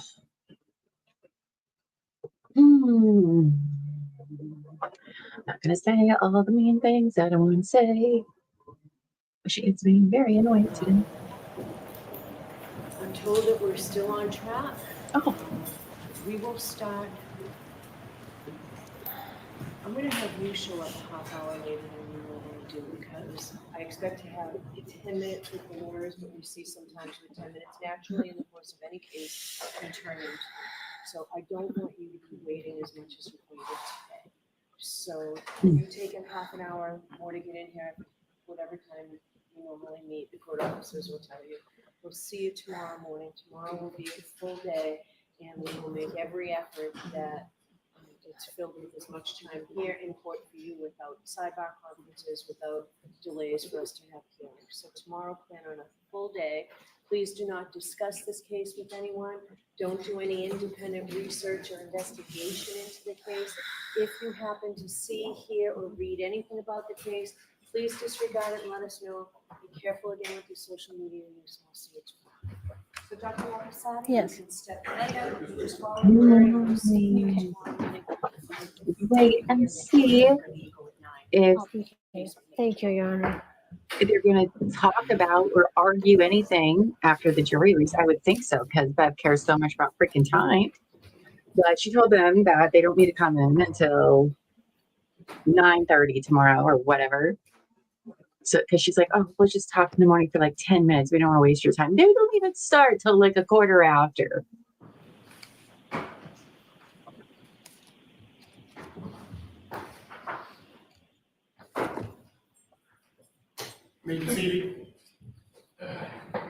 All right.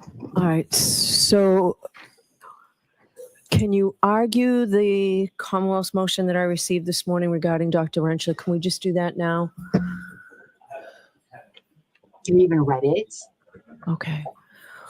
No, that's fine. So we'll do that first thing at 9:00 tomorrow morning. The basis of the Commonwealth's, I've read the motion. I think the motion is clear. I'll hear you both tomorrow on it. All right. And you'll take care of the photographs, whatever photographs in her report you intend to put in. The court hasn't made an order yet, but it seemed like the court was leaning toward not allowing any text on the photographs. So that was just at a quick review. I had not I just read the content, the text part for the arguments for today, the arguments that were brought up today. I wasn't anticipating everything that we heard today on this, so it took a while. I did not get to look at specifically those. But to the extent that it's hearsay, whether it considers anything about dogs, clearly the dog, things that have been excluded have to come out of the photographs. All right. The other photos deal with Patrick because I think those have been shown, and I know the Wisniewski spots one is in evidence. The brain photographs are not coming in. The brain photographs that are different than what's already, the brain photographs in her report. understood. They're- The stomach lining is a bigger issue, and then some photographs do like the car is probably already in, things of that nature.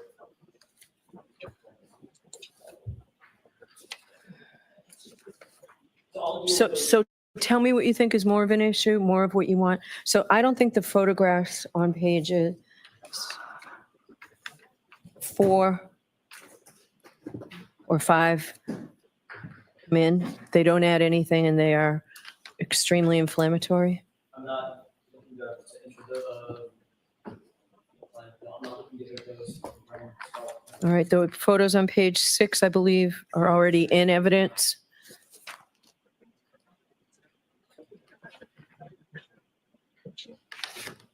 So this is, That's a Lucas machine.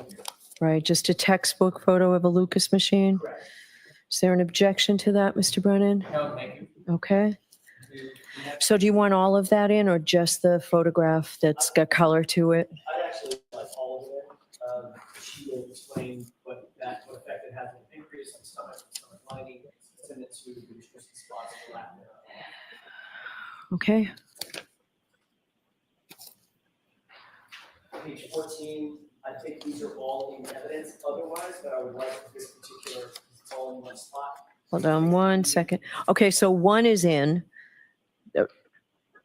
Point number one, that was in evidence, and those two photographs, this is all for number one. What was, These are all close-ups of the same photo that is already in evidence. okay, Right.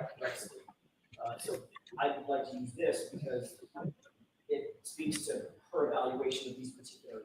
all right, how does she know it's blood staining on the fabric around the puncture? I'm just curious. The blood stain on fabric around the puncture. Yes. She's getting that from the lab. They tested it. Okay, I don't recall testimony regarding, doesn't mean it didn't happen, I just don't recall it, so I just need to know Super worried about that. the source, all right? Pull that out. No objections to photos, if you have an objection. Yeah. Okay. 13A and 13B? Yes. Yep, so 13B's out because of the dog bite. Let me see.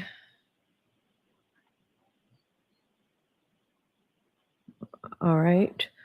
So if we keep out the blood staining, Mr. Brennan, is there an objection? Oh, puncture. What's the objection for the Commonwealth on 13A? The opinion outward tearing, the opinion blood staining. I have no issue with blood stain coming out. Outward tearing that is her opinion of what it looks like. Okay, so we're going to have to see if she's qualified to do that, to testify to that. All right. What's the next page?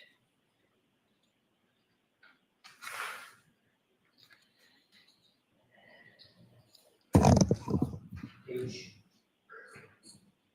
figure 3 in the report. What page? Don't have page number. Hold it up. Page 5. Page 5. It shows the cross section of the brainstem. That's what I was saying. I didn't see how that was coming in. I certainly don't want the one in that is high graphic. This is no more graphic than the side graphic. I disagree, but why does she have to use this photograph? In furtherance of her determination of the coup injury, it supports that. I didn't put it in during that conversation. Okay. But There's no contention that coup contra coup is the cause of the brain injury, correct? there is contention that the coup contra coup is. Yes, that is the contention. I don't think there's any controversy. Yeah, that's what the. I thought that's what Dr. Wolf testified to, no? Consistent, I don't think there's any disagreement. Right. So I don't know why we need this photograph. Because this shows, at least for her, this shows a bleeding of the brainstem, which talks about whether or not he's immediately incapacitated or not immediately incapacitated. which Okay. is an issue that Dr. No, I understand that's an issue. Okay. It is an issue.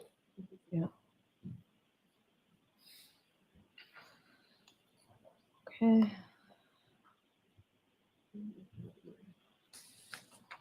What else, Mr. Jackson? I think you've seen this, Your Honor, and I'm looking at figure 5. So there's these spots. Yeah, I think that's already in evidence, isn't it? It is, but not the.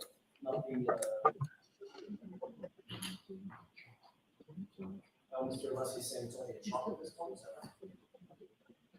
I recall it was up, and I usually don't put up the chalks, but okay.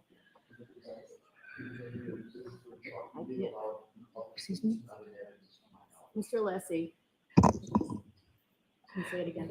Thanks. There's only one person who can talk at a time. I'm told it's Exhibit 164.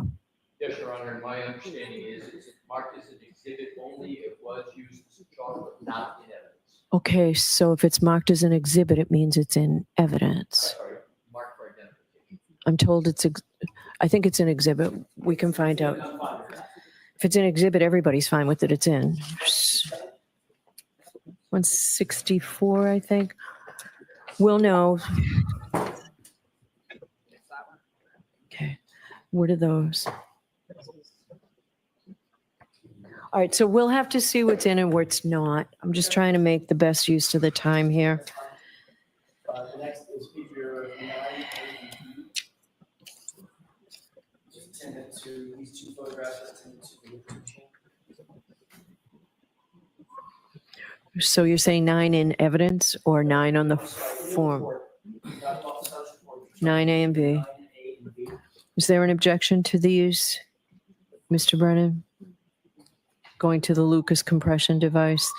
There's one on someone who's not John O'Keefe, and then this is on Mr. O'Keefe. Okay, so those will come in. That's it. Okay. All right. How much longer, and I'm not curbing you in any way, how much longer do you think? It seems like after the very lengthy qualifications, we're now moving along quicker with Dr. Lapasada. I would guess I probably could finish under an hour. Okay. Any idea, Mr. Brennan? I guess it'd probably be about a half hour. Okay. So we should finish with Dr. Lapasada's testimony either by the morning break or shortly thereafter. So we'll discuss Dr. Rentschler's testimony, the objections to it. Why don't you just tell me briefly, Mr. Brennan, what the objections are? Blasphemy. There are a number of slides that attempt to frame what the contested issues are in the case. It's improper opinions, it assumes facts, not evidence, and it improperly summarizes the Commonwealth position.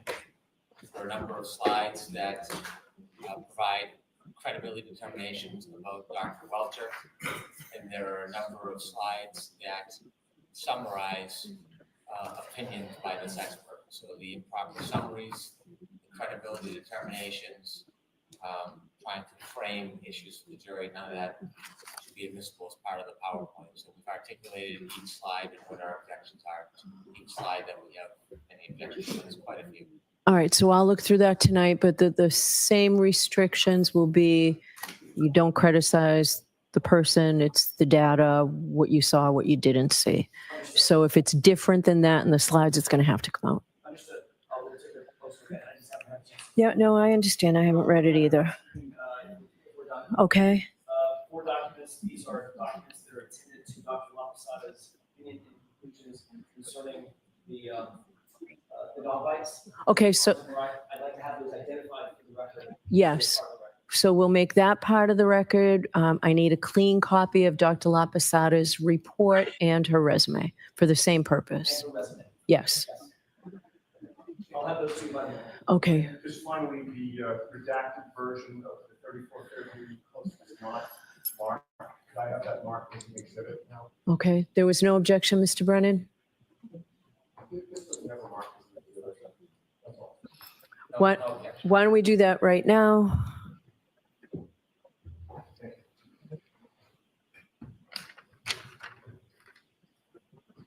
Exhibit 224. So I would like us to be as efficient for these jurors as possible tomorrow. You who hasn't I'm read not shit. suggesting okay. that today was a waste of time. Everything we did was important, but it's very difficult for the jurors to spend so much time back there. It seems that they're just about ready to get this case, and everything that we hear now is very important. So I don't think anybody wants the jurors to tune out at this point. So let's try and keep things moving along. Mr. Jackson, how long do you expect to be with Dr. Rentschler? Hour and a half. 2 hours.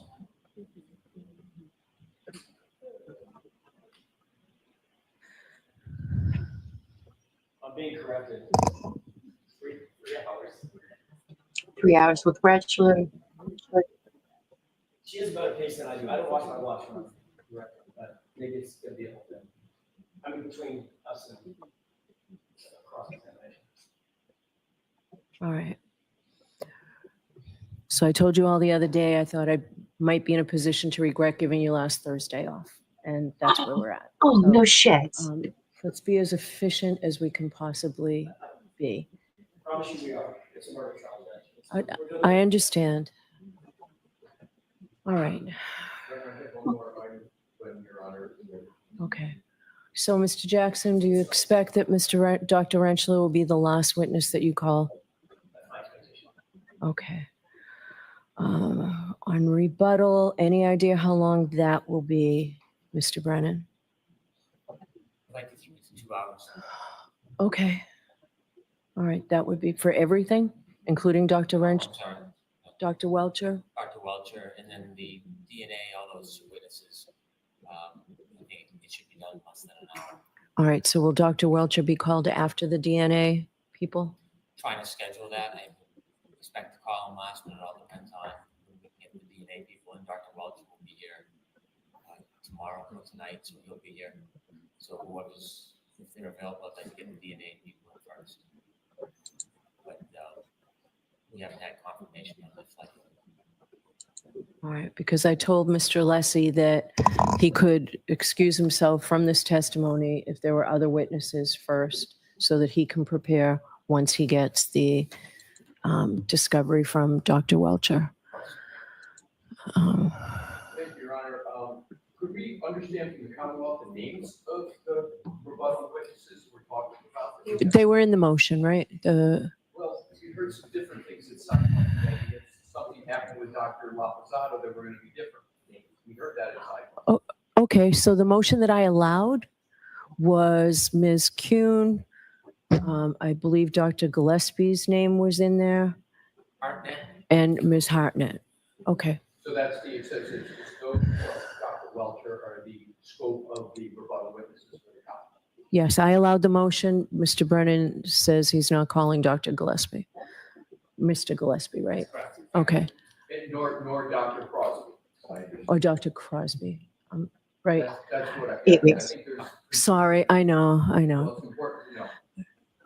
You're not calling their dog expert or your own, correct?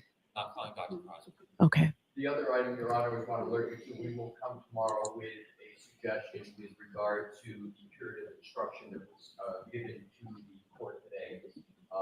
We're going to come tomorrow with an ask to be heard on that. So we're going to come in with evidence. What happened, what was discussed before, I'm not so sure.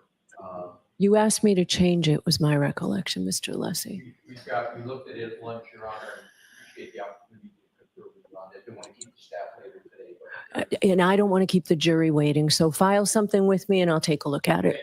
All right. Sure. All right, so that's it. We expect to be ready to go when the jury's here tomorrow morning, probably no later than 9:15, 9:20, right?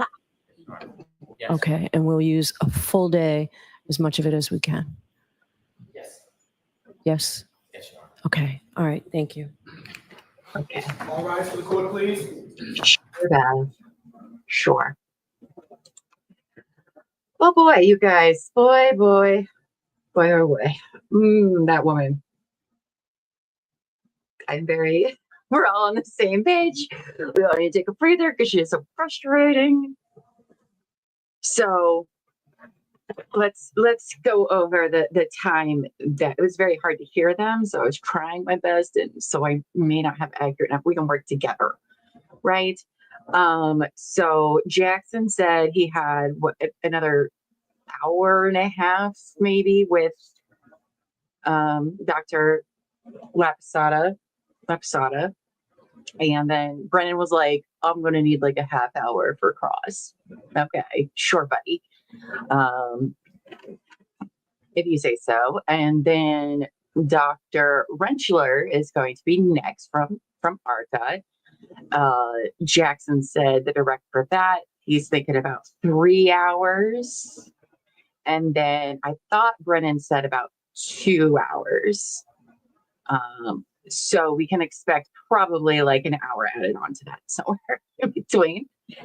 So he'll be on the stand. There's no way the defense is resting tomorrow. That's not happening. They'll probably rest on Wednesday. And then Brennan is calling in. Oh, I forget the names.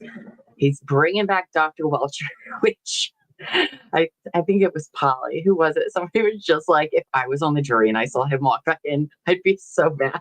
I would too. But they're also calling the criminalist hold on, let me see if I can find. I'm just gonna mess it all up. But the one who cut out the holes to the shirt, Hartnett, I think was her name. I don't know. And some DNA people for some reason. Probably to let us know that it was John's DNA on his clothes, which we already knew. But we won't know who the other DNA belongs to. The DNA people, she mean witnesses or people? Like, I don't know if they're the ones we already heard from that lab that I can't remember the name, that was out of Maryland, I think. Today was, and for her to sit there and just be like, well, I'm just tired of wasting the jury's time, and maybe I shouldn't have given you off last Thursday. Are you kidding me? Are you kidding me? I don't want the jury's time to be wasted either. But this is a friggin' murder trial, lady, a murder trial. And here you are. The reason why court was delayed so much today is because, remember, she hadn't read Dr. Lapasada's report. She even barely read it by the end of the day. She hasn't done Welcher's thing. I mean, kind of behind for her. Oh, and then that's right. Her head prosecutor messed up in front of the jury, and Alessi had to ask for a mistrial with prejudice, which is very effing important because that's how big of a mistake it was. But you're right. We've wasted all the jury's time today because everyone else is so freaking prepared. Oh, I'm sorry. I'm so annoyed with her today. I don't like how it's making me feel. She will not, and exactly. We started at 9 o'clock, maybe 2 days, 2 times out of the last 8 weeks or whatever. Oh boy, a lot of people did not stick around for the rant. I don't blame them. Yeah, and now it feels like she's rushing the defense. Like, don't get me wrong. Like, I would like to get to the jury as soon as possible as well. I know they're tired. I'm tired. And I get to sit in a comfy chair. They're not in comfy chairs. But also, this is a murder trial. Okay? Somebody's died. Somebody's other life is in the hands that could be life in prison for her. Sorry, I don't see what the rush is. That's just how it goes. Right? Why don't they come in early? You know how many other trials we watch, Savage, where the judge will make the lawyers come in an hour before start time to get all of this stuff done. Now, maybe they can't, because I've heard like these start and stop times, it's a lot of union stuff. I don't really think that's the way it is here in my state, so maybe that's something to do with it. Either way, it's just outrageous. Because then when she says that to the jury, it just makes it sound like it's all the lawyer's fault. And during this time, it's making it seem like it'd be the defense's fault.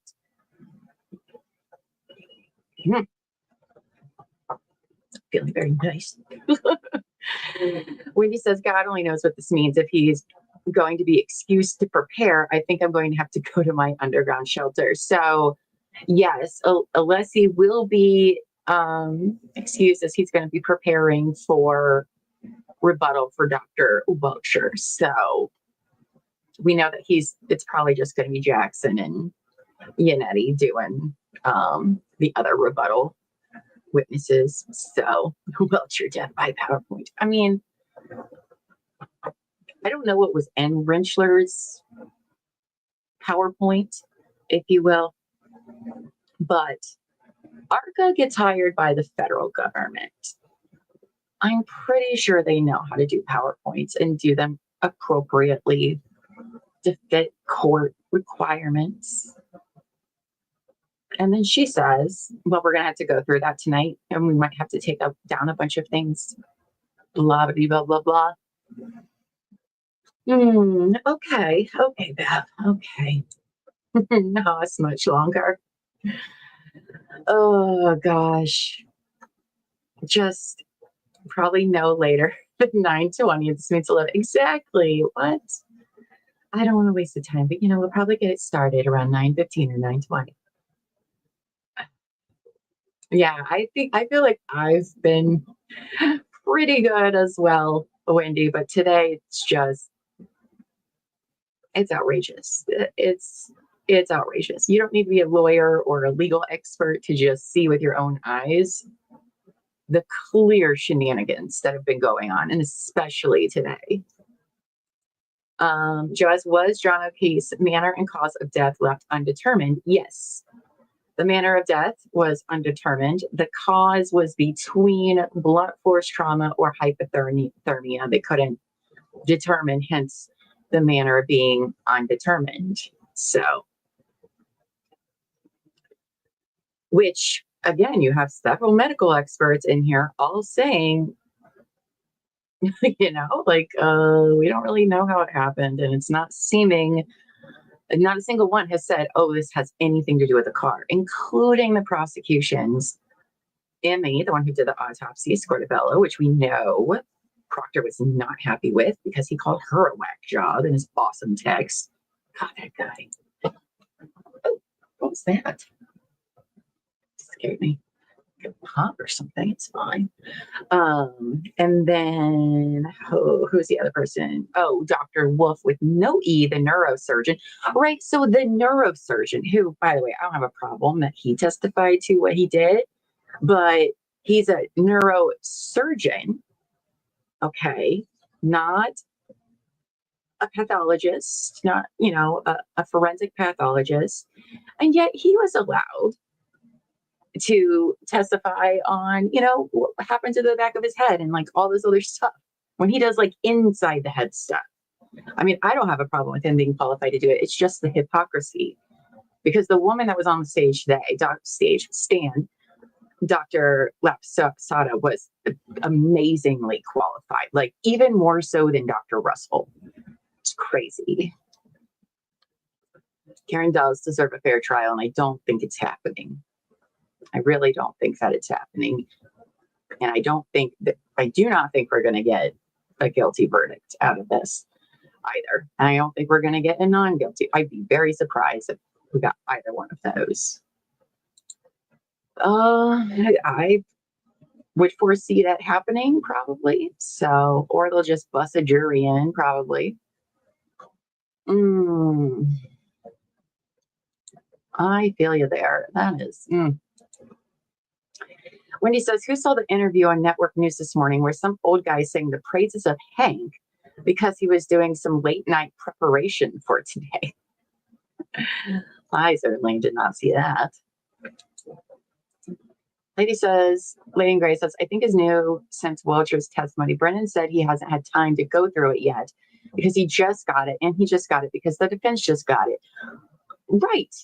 Which Brennan losing his shit on some of their witnesses, particularly Arca, because they were just turning stuff in. Dr. Wolf had turned in his PowerPoint slide thing like a week before, and Brennan lost his freaking mind. And here the guy that you already had on the stand is preparing the rebuttal that y'all just got.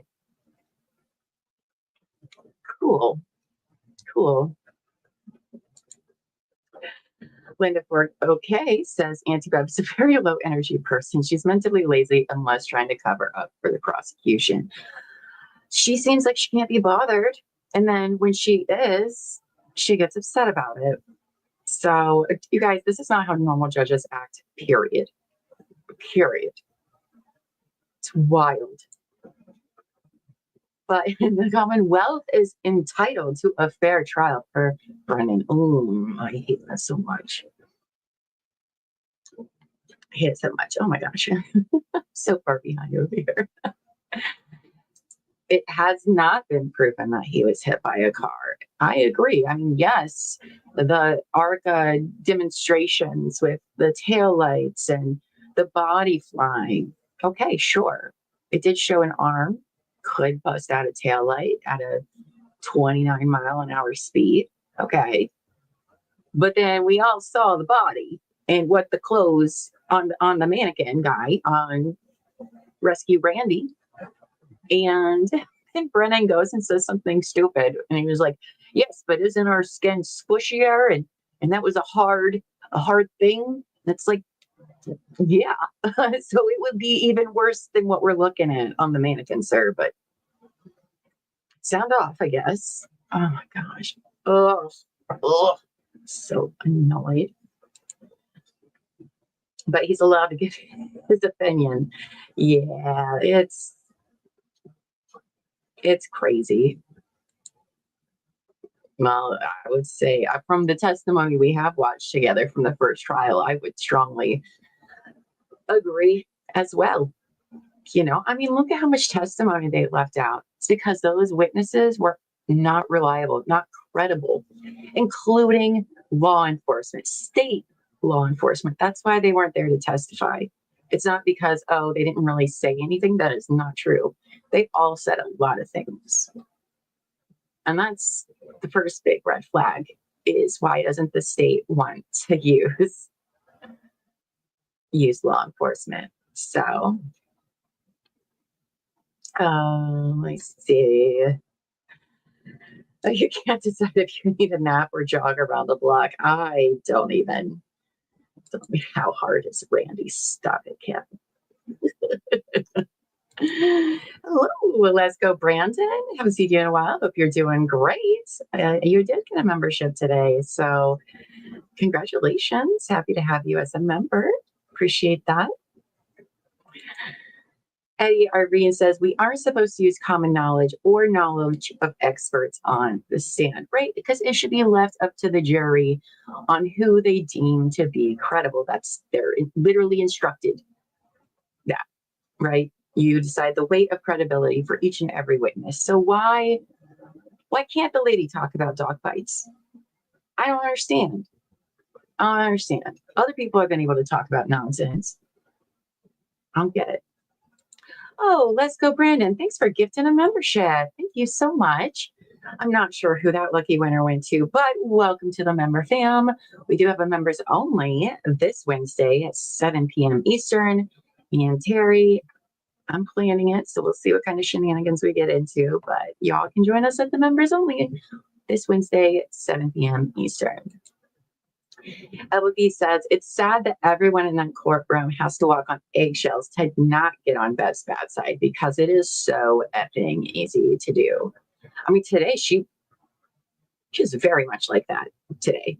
Downright rude, quite frankly. Rude at having to do her job and then taking it out on Alessi, who's doing his job, trying to get a mistrial for his client because your joke of a special prosecutor fucked up. Big time. So bad that Brennan knows how bad his fuck up was, that he has been quiet and low energy since that moment. That's when you know it's bad, because he doesn't seem like the kind of person that would do that. So just saying, it's interesting. Bye, Dave. We'll see you tomorrow. Have a great night. Oh, this trial is getting very, very out of hand. Today is not great. 0 stars. 0 stars for Bev. That's for damn sure. Linda says the Commonwealth has no right to have the judge sitting at the prosecution's table. Yeah. And like, she's, again, I don't know, maybe somebody that knows more than me can explain it to me. She's going through Dr. Lapisota's like report, and I'm just like, but what qualifies you, judge, medical wise? Like, what qualifications do you have to determine whether or not something is medically sound? Or like, sorry, but what? I mean, that lady got Woman of the Year. You just got Person of the Year by your county. She was a whole state Woman of the Year. Just saying.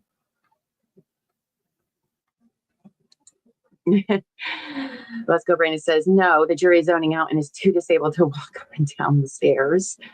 I mean, I would be very tired if I was them. And sure, I would want to get them out as soon as possible. But I mean, some of this is like her damn fault, right? So you looked today to confirm some important information. What did you look to confirm? Yes, Amos, 7 Eastern on Wednesday. Yes. Oh, the court is open from 8:30 to 4:30. That is interesting. Let's go, Brandon. That's very interesting. I wondered. So they could hypothetically get there at 8:30 and actually, get some shit done before the jury comes in. Interesting. Interesting. Eddie Irene says she is unbearable from the minute she walked in. I think she is miserable in her burnt skin. She had a bad weekend and took it out on the courtroom. Well, I think her attitude really changed when Brennan messed up this morning. Big time. Happy hour starts at 4. Coincidence? Do you think not? Oh my gosh. Yes. Thank you to everybody joining us today. Chatters, lurkers, replay crew. We love you all, and new people that found us today. I've seen some new ones in chat today and loved having you a part of the conversation.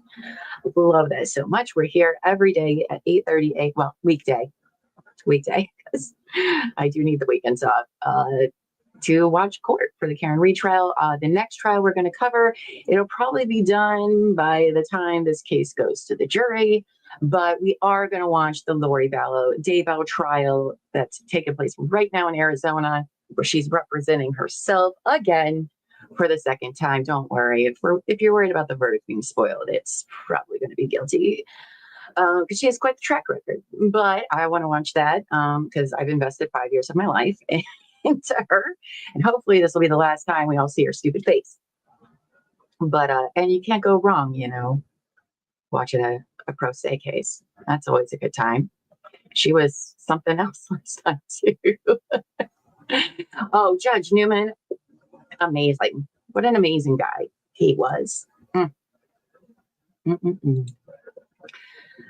Let's go, Brandon. Oh, thank you for the super chat. I appreciate that. And the gift of membership. Thank you so much for your kindness. She said, read everything in the morning. Then when they discussed it, she said she hadn't read anything time after time. Exactly.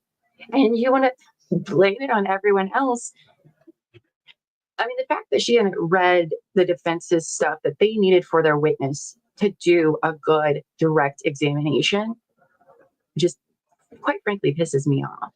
Okay, because you all had Thursday off, you had all the weekends, and don't get me wrong, sure, you deserve your weekends off too, but I can guarantee you that Karen's lawyers probably haven't taken a single day off, especially during this time. She's frustrating. Like, sorry, that's just part of your job. That suggestion works. They're 8 to 5, so if she wanted to show up, she could. She could work during breaks. She could do all sorts of things. She doesn't. Ooh, Brennan messed up so bad today, you guys. So freaking bad. Elbow Fee says, I feel like Bev is receiving pressure from somebody above her, which I don't understand. She's not elected, so she shouldn't be bribed. It's very weird. I mean, they still take bribes. Just because she's on the court's, payroll. I think, I wonder if Brennan got his ass reamed during lunch break today. Pardon my language, but you know what? I'm fired up. We've all had this day. Blame Bev. It's Bev's fault. But I have a feeling that they are not happy with what took place this morning.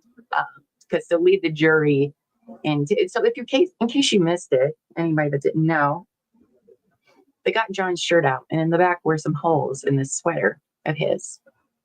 And Brennan held it up and asked Dr. Wolf on the stand if these holes could have been if he's saying they're from road rash or something like that, right? So then the jury goes on break, and Alessia gets up, asks for a mistrial of prejudice because those holes came from the lady the criminalist who was doing testing on the shirt. And what Brennan was implying was that that's not where they came from. It was the whole thing. Today has been the wildest day. Oh, is today the anniversary when they found Tylee and JJ? Oh, Lori Vallow Daybell. She's the worst. Can we board you? Aunt Bev, I'm not convinced she's qualified. I mean, blows my mind. Blows my mind. Lesko says she's getting rotated, promoted out of this position. Bet she needs to clean her docket. What is she going to be on, like a higher up judge, or like an appellate judge or something?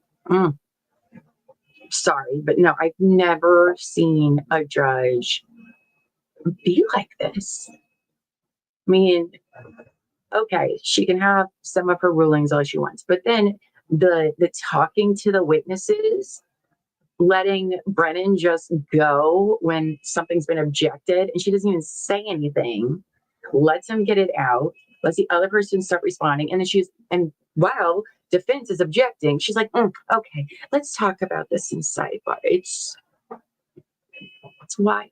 I've never seen a judge talk to a witness as much as she does for every single one. I honestly don't even know how that's allowed, but I don't know. Lesko says, all I know is I had to sit through jury selection for a week as prospective juror 1. The 10 to 4 hours with all the breaks pissed me off. How would anything get done? Yeah. I mean, the legal system is slow. All right, already. It's so slow and meticulous. But like at this point, I feel like a lot of the stuff should have been taken care of and sorted out at this point. Oh, I wonder if we got an answer from the jury of whether or not Thursday will be half day. Because I forgot. She asked the jurors on Friday. They had it scheduled as like a half day, I think. And then she asked them to let her know today if anybody had a problem with actually doing a full day. For what reason they were going to have a half day, I don't know. But so she needs to be in traffic court. I don't know. You guys, I don't know. I think I'm finally at that point that everyone who watched the first trial has been at for a very long time. I'm just over it today. Over it. Well, you guys, on that note, I do think I'm going to go take a breather before I go to record Diddy. The rain has finally stopped. Thank goodness. I wonder how much rain we've had. We got at least like 1.5 inches in like an hour, which is like a lot. I want to thank everyone who's been here today for super chats, gifted memberships. For new members, go watch your member only stuff now that you have access to it. Yesterday I did a recording of me recording Diddy for the members. I don't know, I love behind the scenes stuff. I'll watch commentary, how they make things all the time. I'm a nerd about it. So if you're a nerd about it too, you might like it. I don't know. I haven't been doing it that much. But thank you all for being here today. Everyone, take a break and a breather. Enjoy a glass of wine if you need to. But I will see you guys tomorrow bright and early, 8:30 a.m., where we can express our frustrations even more right here on the True Crime and Wine Time channel. So until then, go forth and be amazing. Bye, guys.